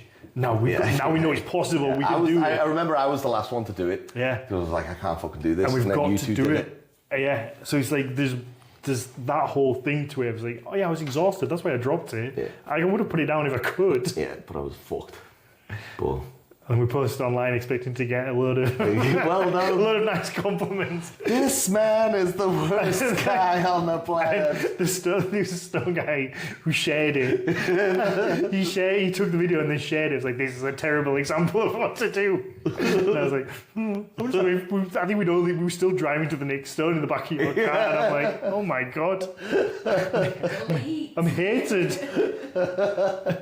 Me will at my page because I was lesser well known. Everyone's like, oh, Boss Job Lloyd. Dan was just like vitriol. I made the wrong tag. Yeah. That's what it was. What was the tag? I don't know. It must have tagged something. Stone King. I used a hashtag here. I just got King of the Stones. I just got slayed. But it's everyone loves like their niche stuff. And it would be shit if it broke. I would have been. No, I'd be fucking. It'd be like delete that video. We would never hear. Wipe it down. Let's go get some Dettol and just wipe it all clean. The wipes. I think you sort of unwittingly waded into something that there's already quite a lot of context. Yeah. contentious background around. Well, no, it. I wouldn't say Some we. people accuse others of like gatekeeping with the stones, but obviously people who are really passionate about them are But that was the thing, though. specific about. We didn't unwittingly walk into it. Like, we researched the stones and we knew what the history was, and we knew that they're not something to just throw down. More the politics of it, I think. But it's the same with anything, like on Facebook, when you've got the Facebook groups of like the fucking. I used to be part of when I had an iguana, I was part of a lizard group, and it just got everyone was attacking each other for like, you can't do this, you can't do that. Yeah. And then when you got a dog, and everyone's like, you can't do this, you can't. And there's everything in every group. That's one of the downsides to the internet, I guess. It gives you access to everybody and everything, and everyone's like, you're doing this wrong. Mm-hmm. It's just like... Had that a little bit with the Viking community as well. The Viking community is the fucking worst for it. 10 times over. Yeah. The racist Viking community. It's a passionate group of people, isn't it? You're either too racist or not racist enough. You picked the wrong favourite Norse god. Yeah. The guy was called Martin, I think it's Martin Janisch. The stone guy? Stone guy, yeah. The one who outed you to everyone? No, that was who gave us the the guy who... Okay. It was really, it was a really nice guy.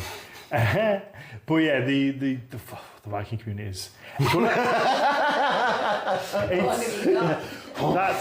one of those worlds that it encompasses everyone. Like, there's a broad spectrum yeah, Viking community. in like a good way though. As much as like there are negative sides to it, it is one that anybody can be involved in. From you have the very far left who find home in it, and like I guess like with Loki it tends to be like a figure of like a trans symbol, and it has that kind of identity, and they can use it in a modern pagan sense and have that identity with it. But then you have the very far right who also stake claim to it and use it for more nefarious gains, and has a big link with the Nazis. So you have like this spectrum, and then everybody in the middle. I don't know, I'm sure probably all religions have maybe aspects of that, but it's just such a pit of everyone, which is good that it is. You can kind of apply it to your own life, and everybody can be in it, but also it just has such a divide that... Yeah, there's a massive grey area, but like, it's so fucking...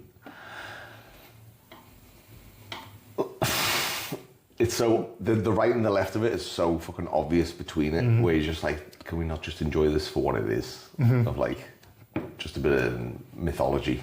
Like, I didn't start the gym and call it Valhalla because I was a mad fucking Vikings fan. I'd never seen Vikings before I started the gym. Yeah. I just started because I wanted the idea that, like, I wanted people to get back to the, I don't know if it's the right term, grassroots sort of like, right, let's just not go to these commercial shitty gyms. Let's have a dirty gym where we can realise that, like, men are men and women are women, and we can just fucking all lift heavy shit. And I called it Valhalla because I like that idea that like we can all be like a urban warrior or whatever. Yeah, which at the time was very naive. Vikings are cool as well. Well, that was it. That's like that's what it boiled that down was to, what it boiled down probably. to. But you can't have the attitude that Vikings are cool, because then it's like you open this door for like, are you a Viking? Well, that now you a Viking? do, but you didn't have that before. No, I didn't. It's because like I was just new to the kind of thing. Yeah, you would have but it's also like Vikings have become a brand.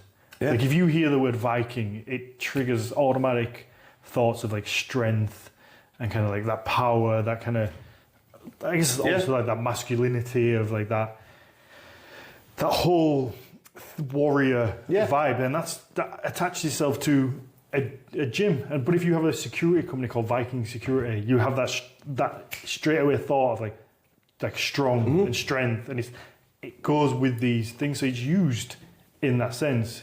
It's just you get a certain group of people who like to tell everyone but I a little bit of information that they know to be true about the Viking Age. Like you said, I'd get the right and the left people, and it was like I'd get people coming into the gym who joined the gym solely because they were like I always remember, it was the first time I met Steve Coyle.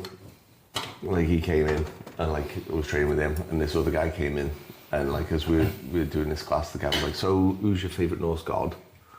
And I was like, "We're just training. We're just training." He's like, "So do you believe in the old gods?" And you feel like you're under interrogation, and you're like, we're just training. We'll do this for an after thing. Yeah. And like the whole class was him kind of trying to break down, was I really a pagan? Was I really a worshipper of the old gods? And I was like, this is fucking weird. And it was the first experience I'd had with it. And then at the end, he left. I'd never seen him again. And Steve was like, that was fucking weird. I was like, it was, wasn't it? Yeah.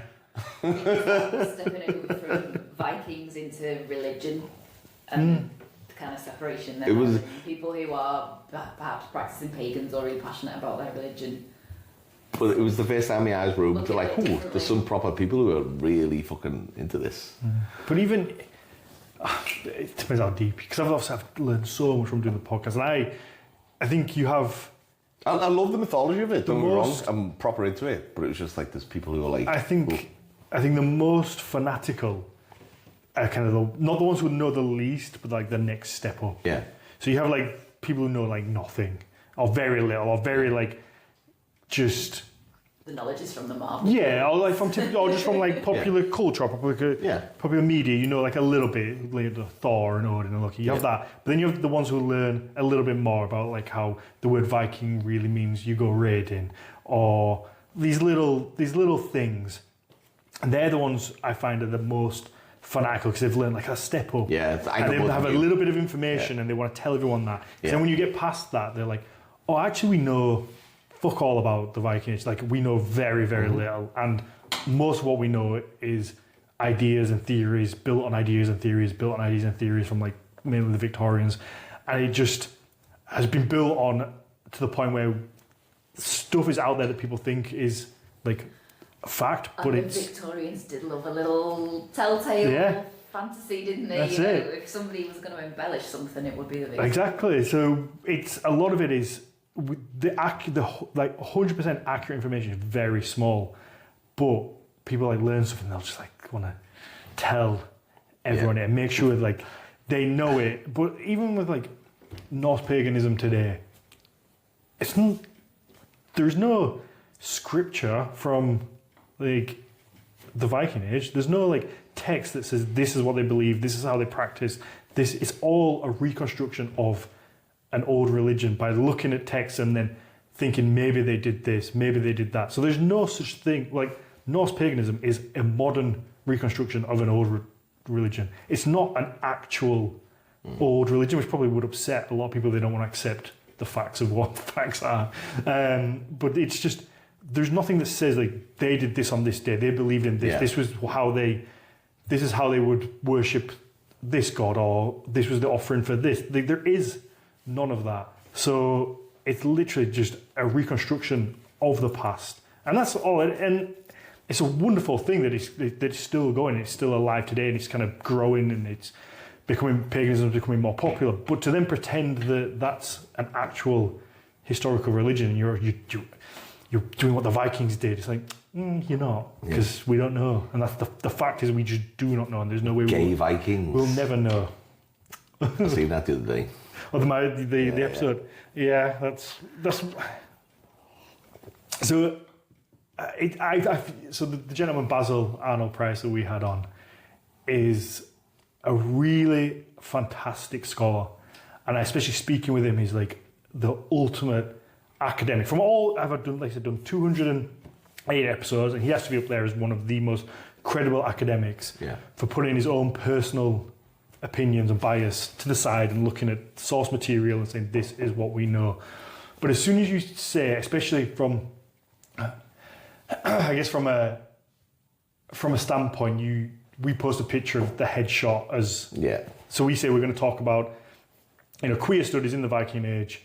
Here's a headshot of the gentleman who's talking about it, but you get a certain group of people who look at that, probably think he's quite effeminate, and then go, oh, this is ridiculous. He's just another kind of person in the modern time trying to fit, how we think about things now to the Viking Age. In which case, it wasn't that at all. It was a very interesting conversation about how homosexuality was treated in the Viking Age, how it was illegal, how people were persecuted. Maybe how some sources say that higher ups could keep boys. Now, whatever keeping boys means, you can interpret that how you want. It doesn't say, but maybe it was overlooked because they were of high status, just like, you know, kings throughout all of history have also like, or some have had everyone has. Yeah, but like, because they're kings, nobody says anything. So like there is that like spectrum, but you know, he as a gay man was very much of like, I came into this hoping that I would find some sort of evidence of like, you know, it being like a good thing, or like some kind of like acceptance in the Viking Age. Like, but I didn't. That's not what I found. And it's like, there was a lot of soul searching because that's what I really wanted to like find, but that's not what I found. This is kind of what I found. And it was like, I had to say to him at the end, I was like, you know, I find your academic, you like, credibility really inspiring. The fact that you have these opinions and you want these, but you look at the evidence, you find the evidence, and you go, this is what I found, and this is kind of how it is. And I think it's such a shame that you get a group of people look at the title, look at the image, and just go, oh no, it's just this whole thing about trans or whatever. You're trying to put it into the world. We're trying to like shoehorn it into things, which I think frustrates a lot of people at times. But this is a case of like somebody who really knows and speaks well and has done. I think that's why academia is so important, isn't it? We're in like that postmodern, everyone's an expert era, and actually what separates the home expert from somebody who actually knows what we're talking about is rigorous study and training and academic qualifications, and there's still a place for that, and the podcast is so important for still giving those people a platform. You still get people who just won't listen, and that's the frustrating thing, is that you can give people all the facts, all the information, but because it's such a difficult thing for anybody to admit they're wrong or change their mind. Unless they discover the information themselves, and then it's like their own conscious change in mind. We're pig-headed at times. You don't want to change your mind. It's never nice to know that what you believe is wrong. So you can give people the information from, you know, I've done it with some really like world-leading scholars on, they're like the best that there is on this specific topic, that they've done a dissertation, got their PhD in this very niche area of the Viking Age, and somebody will have an argument about it, and I'll be like, well, funny enough, we've done an episode on this. This is like the guy. Let's say with like Berserkers, we have Dr. Roderick Dale, who's like the guy for Berserkers. That one. And it's like, it's good, that one.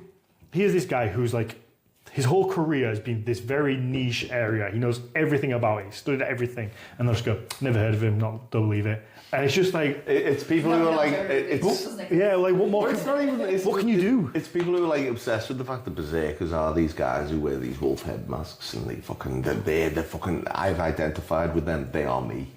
You're fucking wrong. And when someone goes, well... Maybe they didn't exist. There are people that can't. Maybe it was actually just bringing bias to the picture. Yeah. Maybe your whole identity doesn't actually exist. But it is, because I guess then it is that identity thing. People do identify with like Vikings and strength, and Berserker being the kind of ultimate warrior. Probably maybe have like Berserker tattoos, and it's like we don't really know if we don't know what they were. Like they were a thing, but we don't know.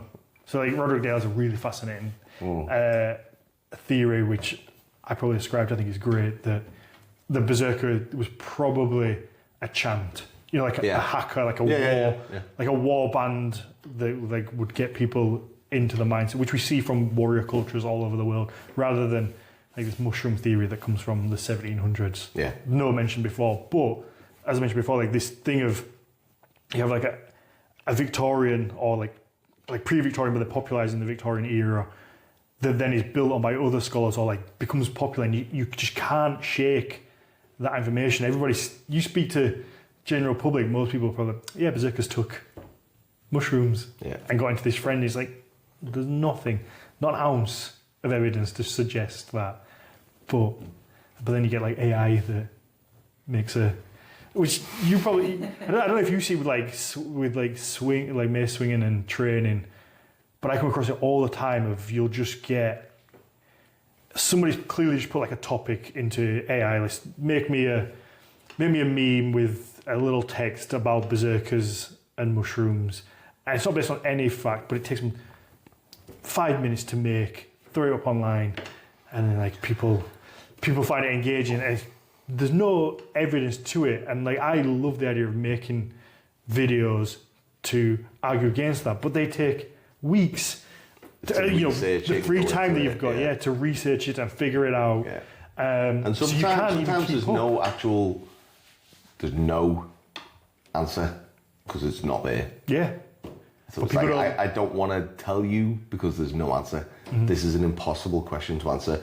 But your AI has said, well, if you just do this, and this is to the swing, and then this is how you calculate this. It's like, no, because that's not right. But I think for most people, it's so easy to go, especially when you don't have that deep love for it. We fall into like our craft and have do you correct people anymore? Yeah, I try to. I've just given up on it. I'm just like, if that makes you happy, you believe that. Yeah. And it's probably a wrong attitude to have, but I'm just tired of correcting people and being like, do this, that's going to hurt you, that's going to break your elbows, that's going to snap your wrists. And now I'm just like, just go do what you want. I don't care anymore. Mm-hmm. I don't care anymore. That sounds really nasty. But it's like, it is, because it's like, I've told you everything, but you still want to type into AI. How do I do this? People, and I think, I say, for us, we've gone so deep into it that it is our life at this point. Yeah. But you have people on the outside who probably, it's very easy to just go, Berserkers took mushrooms, or I do it this way, and you put it in a little box and you forget about it, and it's just a fact that you learn, that you can repeat at some point. And it's much harder to sit in that, but it's more beneficial, I think, to sit in that world of maybe. Yeah. I think that was one of the things I say on the podcast. You say probably a lot more than I do now, and I think just it's true for all of life, not just like Nordic mythology, but just learn to be comfortable in like the unknown. Learn to just be like, maybe we know this, maybe we don't know. It could be, could not be. I think that's where the magic is. Yeah, that's what makes that's the fun. But a lot of people always keep asking questions. Yeah, everything leads to another question, and that's so exciting about it. But I think that when people don't have time and it's the busy life, it's not always their fault, I guess, as well. It's just, I just want to do this thing, and I saw one video that said do it this way, and it's so hard to change people's minds or. I mean, it's especially like lifting and everything. Everyone's like, well, this person said this. I was like, yeah, well, this person said that. And it's trying to say to people, well, maybe what's right for you, go with that one. But people are like, no, because this person said this and this is my identity. And it's the same with everything. It's like trying to get people to break away from this is your identity as opposed to, well, what's just. I guess to put it back to like with jiu-jitsu, we do jiu-jitsu, by the way. So we could, we can watch our body types, we can watch a video on how to do a triangle. But could I fork lock a triangle on you before? Not many people can, but I hope you got it. It's that we can watch videos on how to do it, but we won't do it because that's not the best thing for us and our body types. Just like people can watch a video on how to swing a mace or train, but that might not be just the best technique for you. But especially when you're learning a new thing, you want to find comfort in this is how I do it rather than, and I guess that comes with experience, but not everybody gets as deep in as we do. Yeah. And we just sit here and judge them. I can't think of another better way, to be honest with you. But it's like you said, when you take on something, it's like I want to learn it all, as opposed to how about you just don't learn it all, just learn what's good for you. Like that's with jiu-jitsu, with training. I don't know if that's the same with like Nordic mythology where you've got to learn it all, but I just think that people try to obsess with trying to learn it all and then telling you that I know it all. I think we live in that kind of culture now. I don't know. Like the other day during a class, this woman came in and she was like, "Oh, is this a gym?" I was like, "Oh yeah, just in the middle of class now." That's a wild question when inside of what is a gym. I couldn't process the questioning that she was giving me because I was in the middle of this class. And she was like, is this Vikings themed? I was like, well, it's, and as I'm trying to explain, I've got this class going on. So, do you know what Valhalla means? I was like, yeah. Sure. It's a place where people go when they die. I was like, yeah. And you're like, this is going to be one of them conversations of a woman who's just watched Vikings and now wants to tell me what everything is. So I have to be like, yeah. And this is, and she pointed at the artwork and all the t-shirts. She'd be like, and do you know what this one is? And be like, the thing is, in and of itself, that's like a very like also almost like a wholesome experience. But you also have to appreciate that it's happened 50 times before, and it's like, and you want to be like, really, do you know busy. What you're talking to? Yeah, I'm really busy. I want to do this, and it's just like, I know. And again, it's that thing of like, are you going to join the gym or what? I mean, do you get people who think that you're going to trick? Because there is. I don't know. I don't want to like out. Go for it. Out anyone. But there was a gentleman I saw who was doing. Did he do was there like a fitness thing at Bamburgh Castle? Did you see that? Yeah.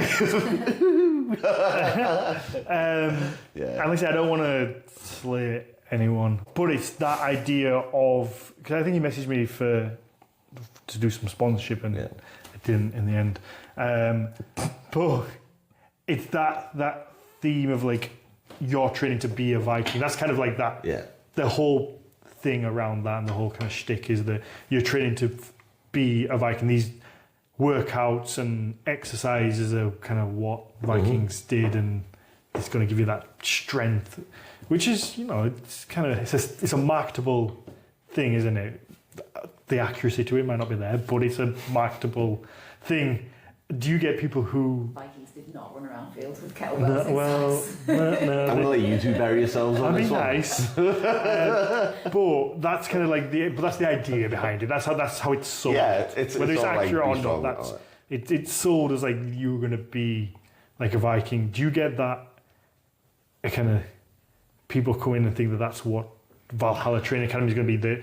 These workouts somehow you get the 300 workout that Gerard Butler apparently did to get in the shape he did for the movie. That it's going to be. That was what I wanted to start the place to do. To be like, right, you're going to be, and again, it makes me cringe now.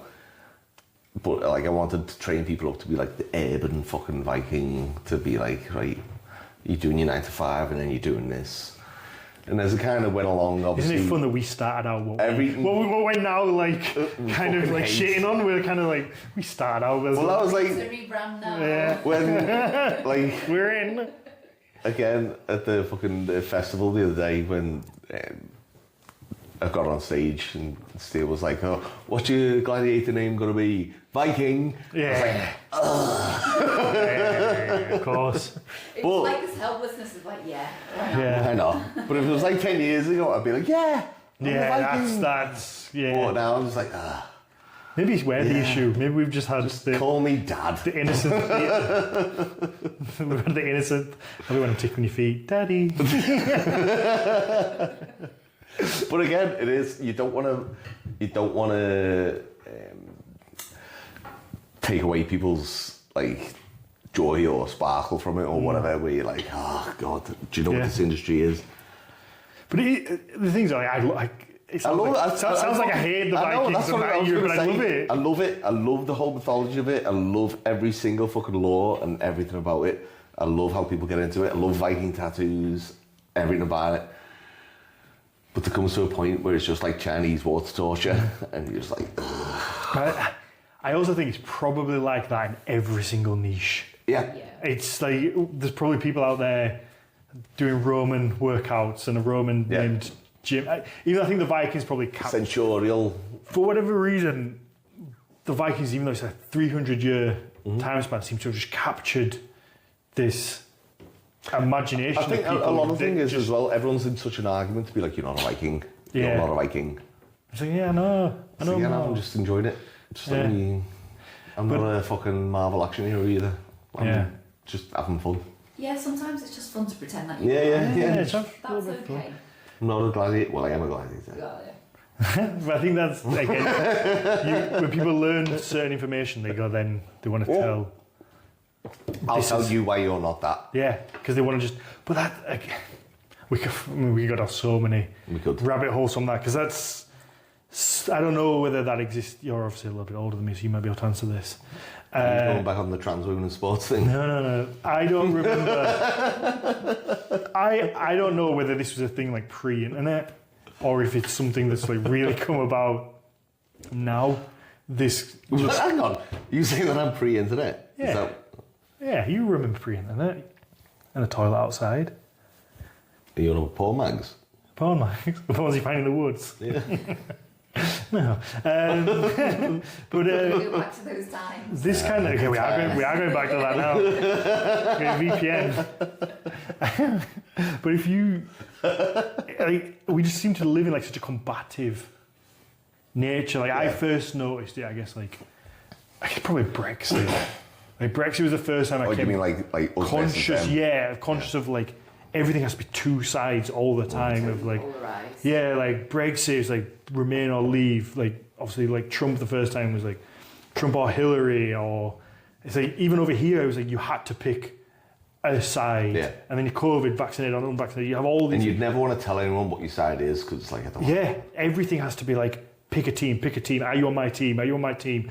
If you're not, we're going to argue with them. We're going to tell you that you're wrong. We're going to have all these big debates, and it feels like that's almost seeped just into everything where everybody's just combative online. Yeah.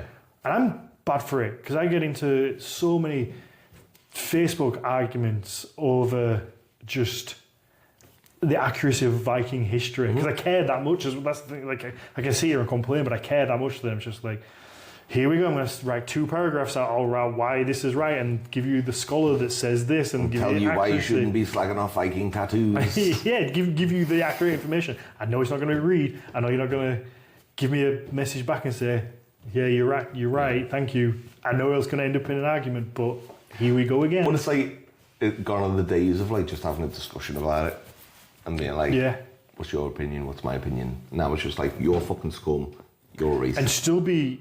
And still be like friends. Yeah, afterwards, yeah. Like, there were so many people who just lost like lifelong friendships because they disagreed on one small area of I had somebody life unfollow me and unfriend me on Instagram once because I posted a picture of me eating sausage from my son's birthday meal. She's a vegan. Wow. I can't be friends with you anymore because you're glorifying animal deaths. And I was like, I'm not a vegan. I'm not glorifying them, but I'm not a vegan. So to me, it's a sausage. It's like you can disagree on small aspects, but you can also be huge. You know, you can be friends and agree on 99% of other things. I don't know your thoughts on the death penalty. You don't know mine. We could have completely different thoughts on that. Bring it in.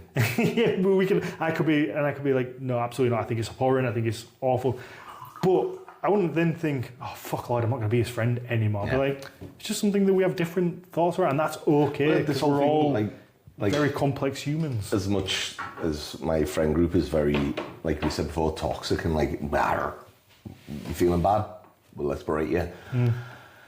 We still all friends after, like Brexit. Like, I'll be honest with you, I voted for Brexit, but solely because I thought that's it. I thought it was funny. I thought, right. That's I think a lot of people didn't understand. What? It just fills me with horror. What? Thought it was funny. I know Beth is like the most left person, and that's how I marvel how this relationship works. Well, you're very left. More left than you, maybe. And so I voted for Brexit because I just thought it was funny and thought, let's see what happens. But that's also because it was so early on. And a lot of people did that. Ironically, as the fucking small business owner. Yeah, it wasn't the best thing to do. Shot himself. But yeah, I think that there is that lack. It doesn't affect me. Lack of real understanding. I think they probably gave the referendum thinking that, oh no, we're never going to vote to leave. I think that's probably what they thought. Yeah. But then you had like a whole group of people who just didn't really know, but then also saw so many people. I think it's a human trait as well that when you get a group of people who are like, fucking vote, stay, you're an idiot, you don't know what you're talking about, and it kind of talks down to you. Yeah, then your like, natural reaction is like, well, I'm going to do. That is exactly why I think it works in both directions as well, because obviously the argument's like for voting to leave, I was like, oh, they're greeting me then, you know. Yeah, so you... Stopping the votes and all this that. massive oppositional like, defiance where I'm just like, I'll fucking do it then. Even if it was the worst thing in my fucking... kind of was. It was like, you tell me I can't do it, I'll fucking do it. Yeah, and I think that's the issue. If you had people just sit down and have a conversation like this, they may then go, oh, actually... Yeah, if you would have sat me down and be like, actually, you know, the trading to the EU is really going to fucking... This is going to go up. And also, this might be good, this might be bad. I'd be like, yeah, probably, yeah. But instead of everyone saying, if you vote this, you're a fucking dickhead. I'm like, well, I think that's, that's the... And again, it's how people conduct themselves online versus... Because we could disagree and we would have that conversation here. I would never sit here and be like, you're an absolute idiot. And like... Yeah. Be the way that people are online and quite offensive. Well, that's what I was saying about my friend group. It's like we all had our own different things, and they all called me a dickhead for doing it. The issue was, but like, we're still friends, and we still talk about it, and everyone takes the piss out of me, and like, it's not like a big fucking life-changing thing, but we're still friends. Whereas now, it just seems like if I did vote for something and you didn't, then it'd be like, you're dead to me. Yeah. Tolerance is at an all-time low, isn't it? It's bizarre. It's just a combative... But I don't know how we come back from that, because obviously we're fed more stuff that upsets us. I think social media is like a huge part of it though, isn't it? Because everything's kind of filtered through different lenses depending on what your algorithm is or, you know, what social media you use, and it's made it more kind of... It's like WWE, isn't it, really? But with like politicians. Yeah. Well, I mean, people are investing in different storylines and getting passionate about it and almost detaching from the actual reality and the consequences of the choices they make. Dan said before, like, I hope you don't mind me quoting you, but he said the best way forward is reform. And it's probably, if we all just get on board with it. That's what he said. Did he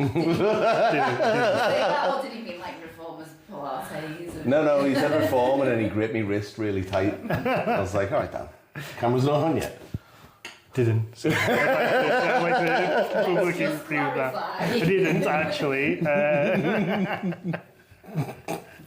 But found the one liberal from Huddersfield. Where's the very right wing Huddersfield? The world, like... Is it? Yeah. No, it's still now. Everything's so complex as well that you can't have... You might also... You can also have some like more right thought like opinions and some left, really left. Yeah. It's like this. You have to be in a camp of it's not one all left, all right. And I used to say to my friend who was he'll vote Labour no matter what. Like that's what he is. That mentality is bizarre. Yeah, he's a Labour supporter and he'll vote them even whether he doesn't agree with them. He will always vote Labour. And he used to call me a Tory, and I'm like, I'm not a Tory, I'm a centralist. I will vote for whoever I think is the best in that moment. Sometimes I'll vote Labour, sometimes I'll vote Conservative, depending on, in my opinion, who's the best in the moment. And he's like, no, you're a Tory because you're not Labour. And I think, I'm pretty sure the most level way to be is whatever suits. In the middle, because... I always think that how people slag off a centralist, and it's like, well, surely that's... I think that's the ultimate irony, is what were the two traditional opposing parties. There's an awful lot of overlap now, so that old-fashioned approach of like Labour till I die or Tory for life, it's like it doesn't mean anything anymore, does it? Because that might not be what is the right thing for you. But then and then you get... We've slowed down to a full political... We have, yeah. We're hedging it really, really well, so it's I think we'll pull it back. Pull it back. But it's funny that you get... Because also you get... Who was it that was in charge for Labour? I don't know, there's been about 20 of them. Yeah. There was one, and then... I can't remember what...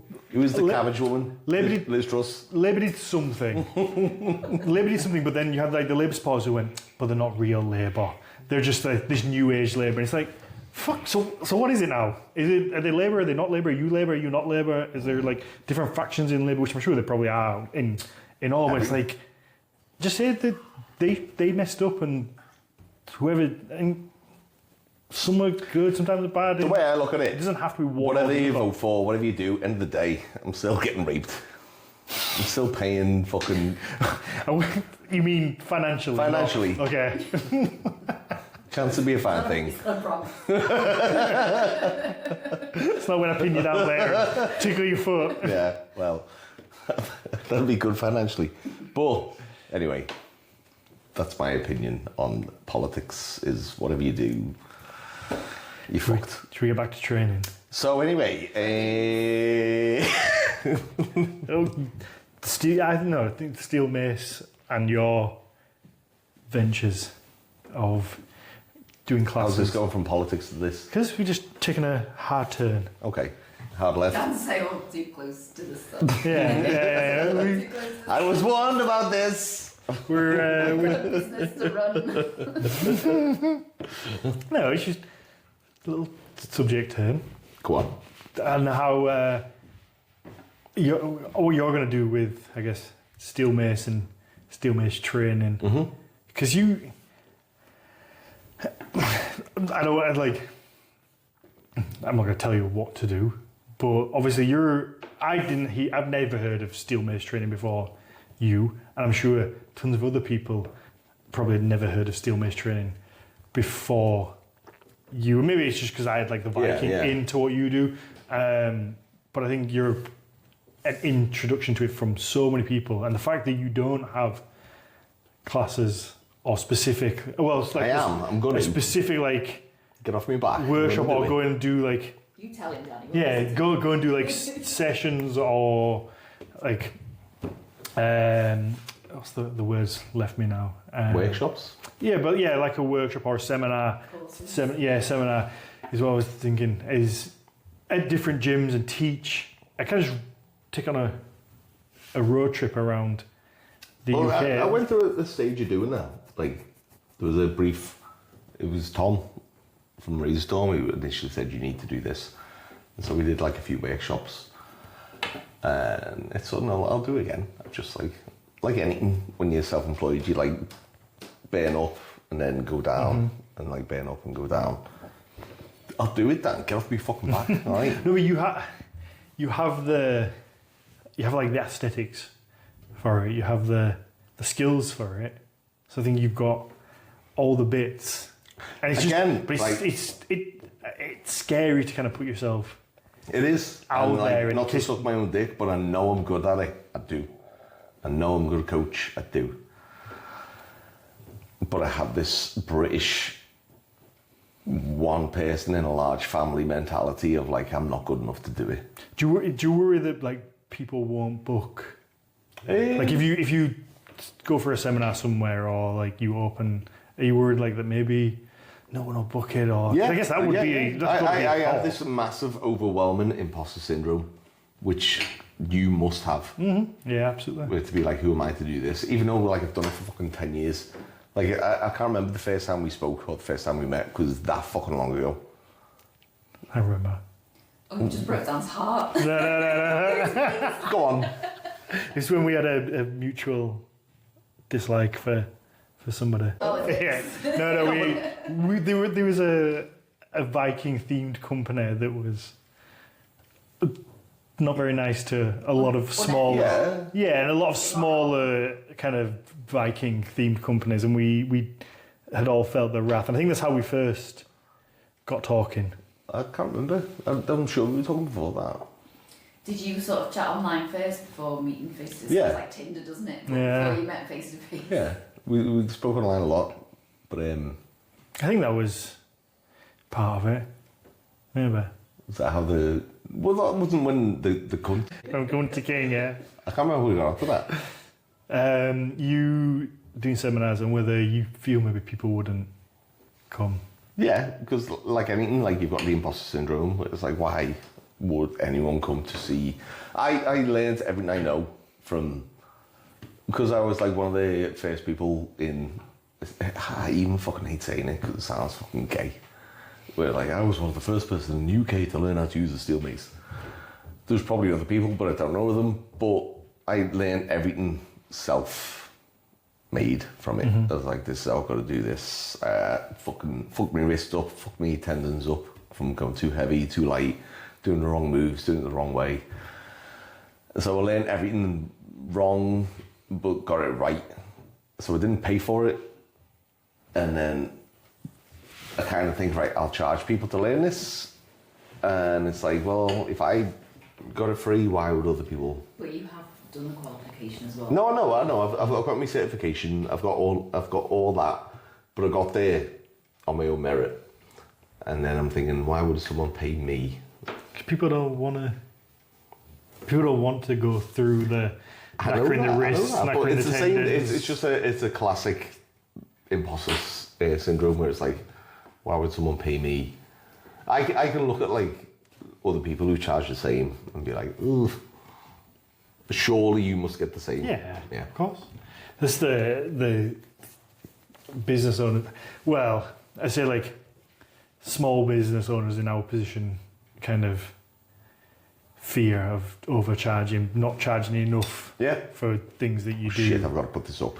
Whereas you get some, I think that's, it's one of those, we're very probably quite moral people, and we have our sense of integrity that we don't want to like rip people off, or we want to give value for money, and we don't want people to be dissatisfied. There's some people who don't care about that. It's just about money, and they will they'll always end up ahead because they will just kind of. Are they truly happy? I don't know. Maybe on the yacht. But we kind of have our values that we hold true, and we want to kind of give that. But you also have to get to a point where you're like, I've got bills to pay. Yeah. I've got to pay for this, I've got to do that, I've got to just make something. I loved it. And people will want it as well, though. That's the thing. Like, you said, Horns of Odin is me, and Not a Mythology Podcast is me. Valhalla Training Academy is you, and people come to the gym. I know. I would bet, whether they would admit it or not, you will have members who are members because they just like to come and hang out with Lloyd. They like to come to the gym and be around 100%. Lloyd. I've always said you are. And people call you Mr. Valhalla. Yeah, like you. It's never easy to accept or take compliment, but you're a very likable person. You can just get on with anyone in a crowd. There's a reason why we can go 6 months or a year and not see each other, and when we sit down, it's like we've saw each other last week. I think you're very affable person. Affable means? It's the whiskey. You're an affable. Don't you're get out of this. You're a very affable person that people just want to be around, but want to support.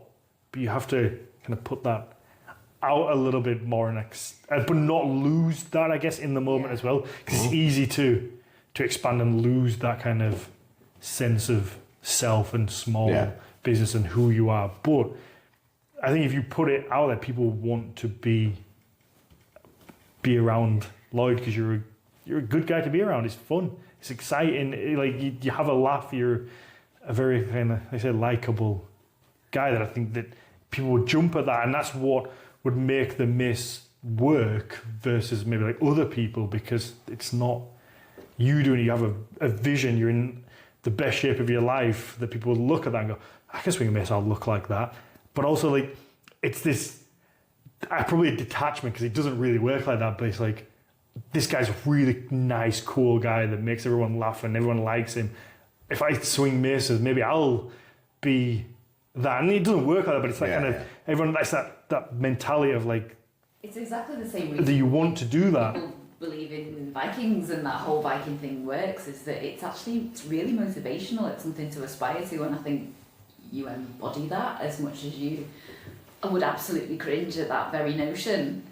I am the most uncomfortable I've ever been in my life. This is like an intervention. But is that but people used to give it to me all the time about the Horns of Odin, like before he went like a full-time business, when I was doing 2 jobs and I was knackered. I was, just trying to do work 2 full-time jobs, but not, like not doing 100%. it was just, people used to always say, you need to do it, like, it will work, like, you put the time in, but everything in the back of your mind, the little demons, like, but it won't. It'll go wrong. People. That is literally in my head. Yeah, and that's... Things are going too well. Mm-hmm. This is just going to go, whomp. But with, like I said, with business, the best thing I ever did was going. Yeah. So going full time, because it gave me that kind of freedom to do other things. And even now, I've got bogged down to just carving so much that I need to get Eddie to do that, so then I can take a step back and do these other things. So you always kind of get put into these little boxes, and you have to break free and kind of go. And it's really scary, because I'm like, but I've always carved all the horns. It's really scary to let somebody else do it. Do that. That's really like, what if it's not as good? And then he sat down and carved it, and I was like, that actually looks really good. But then it's a relief as well. It's like, fucking hell, now I don't have to carve every single horn that comes in. That's really nice. I can do Would you ever feel business stuff. When you are stepping back from that, you're like, there's a bit of you that wants to like kind of... Because I think it's you want to be needed. It's nice as well. It's like, I have to carve all the horns because nobody else can do this. And that's really nice as well. But you can't get further without... And I think that the best thing to have is a niche skill. Because obviously you can have... I mean, how many PTs are there in the world? There's obviously the elite make great money, but I'm sure there's tons that are struggling because it's an oversaturated market at this point. But whereas you have a niche area of the people that look at it and they want to learn this skill that's really cool, swinging a steel ball on the end of a pole that most people don't even know, and it has great physical kind of benefits that you work in muscles and little bits that don't usually get worked, and it's coming from a person that's very likable. I think that's a package that... And a good coach as well. Yeah. Like, it's a real talent that you have that, again, you wouldn't like to sort of not admit to it, but it's not something that... I know I'm a good coach. I'm not going to say that. I know I am. I just don't like people saying it. It's turning it into like a marketing thing, isn't it? Yeah. And then putting yourself out there. That's really hard, isn't it? It's easy when people time to market you, as well. But... Have you ever seen that episode of the Joe Rogan podcast where Joe Rogan tells Brendan Schaub that he needs to stop fighting because he keeps getting knocked out? Yeah, because he's shit. Yeah, I feel like this is that moment, but the other way around. And I'm like, you need to do it, Lloyd. I will. Anyway, we'll call it there because I'm uncomfortable and I can't talk anymore when I'm uncomfortable. No, I think it would work. It would be... It will. It would be great. This isn't about me. This isn't an intervention to me. This is about Dan. And the king of the swing tournament is kind of going from strength to strength. Isn't it? I love how fired up everybody is already for next year. Yeah. Everyone's already training for it, and they've got their game faces on, and it's brilliant. Yeah, when I got there a little bit late, but it was already full of people. I was like, the fucking cunts got there 2 hours before I opened, and I needed a shit, and I was like, stay outside.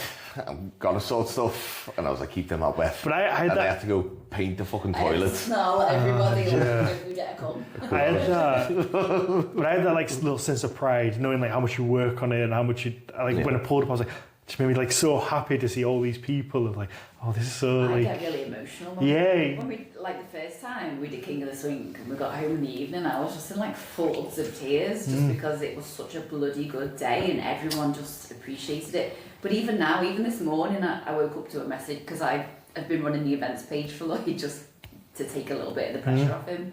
We woke up to a message from somebody just thanking us for throwing in the level. Glenn. Glenn. We always talk about every podcast. We talk about Glenn because he's just everybody's idol, isn't he?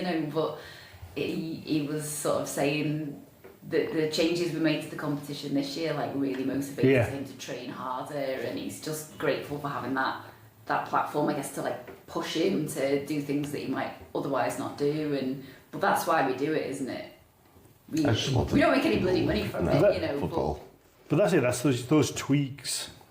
Yeah. Because keeps it. The first year, obviously, you didn't really, not that you didn't know what you were doing, you didn't really know how the level of what people were going to be at and the scoring system. And so there was a bit more disparity, I guess. It's a literal, like, we don't know what we're doing, but it's working.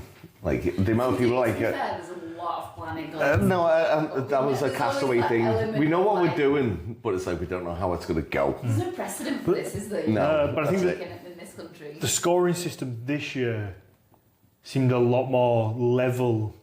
It brought everyone into... Yeah. I mean, Angela came 5th. Yeah. And that was, to me, the proof that the system that you came up with the multiplier, it works. Yeah, I think... There's no reason that she can't win it next year. The first year really benefited the bigger guys who can lift the heaviest weight because there was the points around that. And obviously, you got some stick online again from people of like, why is it called King of the Sting? Like, King of the Sting? King of the Sting? King of the Swing. That's a different competition.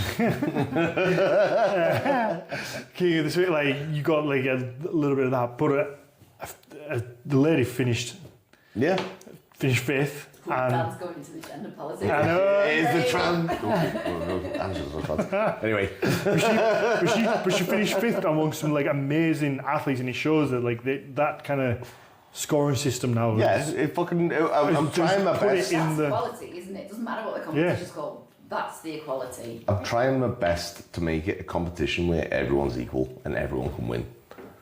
And, like... It's when people come in and be like, well... It fucking riles me. Yeah, it's tough because you want to put on a face of a really serious... I mean we. But a really serious competition, a really serious business. You want to put on that mask of this professional. Yeah. But then also you want everyone to know I'm really just doing my best. Like it's actually just me, and there isn't this competition that already exists that I'm copying. Yeah. It's that I'm figuring this out as we go. Well, it's like, give me a bit of slack because there's like it rhymes. We just like it. I just like it because it rhymed. What do you want me to call it? I can't call it anything else. But there's other there's other countries who are like, can we do this because this is a genius way that you've done this. The scoring system's genius. And in my head, I'm like, it's just a multiplier system with a fucking count. Like I took stuff from, like I said before, like I've took stuff from with Beth doing the Timber Sports. I took scoring stuff from that. When I used to do the axe throwing competitions, I took scoring stuff from that. Strongman competitions, I took scoring stuff from that, and I put it all together to make its own thing. Mm-hmm. And to me, it just made sense. So for everyone to be like, this is like really good the way you're doing this. I've never seen a mace competition like this. It's like, well, I just made it up on the spot. Yeah. You didn't make it up on the spot. Not on the spot. It's life experience. Yeah. All right. All right. Give it. Jesus Christ, what is this? Give the credit. Give yourself credit. I'm trying, but I can't give myself credit. I love as well, like going back to the Timber Sports, how you've kind of adopted the... Three, hands two. on your bases. 3, 2, 1. I'm like, yeah. So on Timber Sports, whenever they step up to the podium, it's like, athletes, ready, 3, Stand 2. to your timber. Yeah. There's all this thing, and I was like, I'm going to use that. And that's what I put into... They know Steel know how to put on a show, don't they? They do. Fair. But yeah, so I put all into that. So it was just an amalgamation of stuff that I thought, that works, do it in. And I was like, that's really good, that. I was like, yeah, just throw it. It's just one things. It's just growing it now and then. It sounds like such a dirty word to say, like monetizing it. But it's not even monetizing because we don't make any money from it. Well, that's it. But it just needs to sustain itself at least. Next year I'm going to though, because fucking all these cunts doing High Rocks competitions. It's 70 quid a ticket. And they don't even get a t-shirt. They don't get a t-shirt, they don't get nothing. Well, that's it. You give a good little gift bag out, you get... It's not even we give it. It's like fucking what you give, Dan, and what Tom gives, and what fucking God's a Grip. Serious Nutrition and everyone else. I can't remember. No, they're not sponsoring next year. Dead Set gave Obviously, Dead Set gave us the fucking the steel mace to give to the second place. But it's like we didn't obviously pay any money for that, which is like it eats me away to be like, can we have some stuff for the contestants? That again goes back to like the earlier thing is like people want to support you. Yeah, because I give what I give, not because and like make the horn for the winner, not because somebody asked me or it's beneficial in like any sponsorship way. It's like it's my 27th birthday. Can you give me this horn for free? Yeah, I got that message the other day. Did I tell you about that? I got a message. No. So I got a message from a lady saying, "It's my boyfriend's birthday, like on the 27th of August, I think it was. Have you got any freebies or anything that you could send? It'd really make his day." And I was just like, can you imagine if you went into Tesco's and like, have you got any freebies? It's my boyfriend's birthday, it'd really make his day. And I read it and I was just like, wow. What? How do you respond without sounding like a cunt? Yeah, I can't say back what I want to say. In that situation, it's fully justified to sound like it. Yeah. But you can't though, you can't. You because then they'll just take that screenshot. No, but they'll take it. No, but it's a screenshot. It's a fucking screenshot. They post it, or they'll make like a Trustpilot negative review, and then so you have to like be extra kind to everyone all of the time, even if you don't want to be. Yes, it's so difficult. But you just have to bite your tongue sometimes. It's showtime. It's alright because you've just outed her on a podcast now. So. Yeah. Well, right. It is a wild question though. We'll call it. How long's it been, love? You're on 2 hours 12 minutes. We've got 3 kids in the house that are starving. Right. Okay. I know. I could keep talking for a while. Dan, I love you. I love you too. We'll have pizza now and pretend like we've gone our separate ways. We'll talk about politics now. Yeah. See you next time. Clink my teeth. I hope you press stop.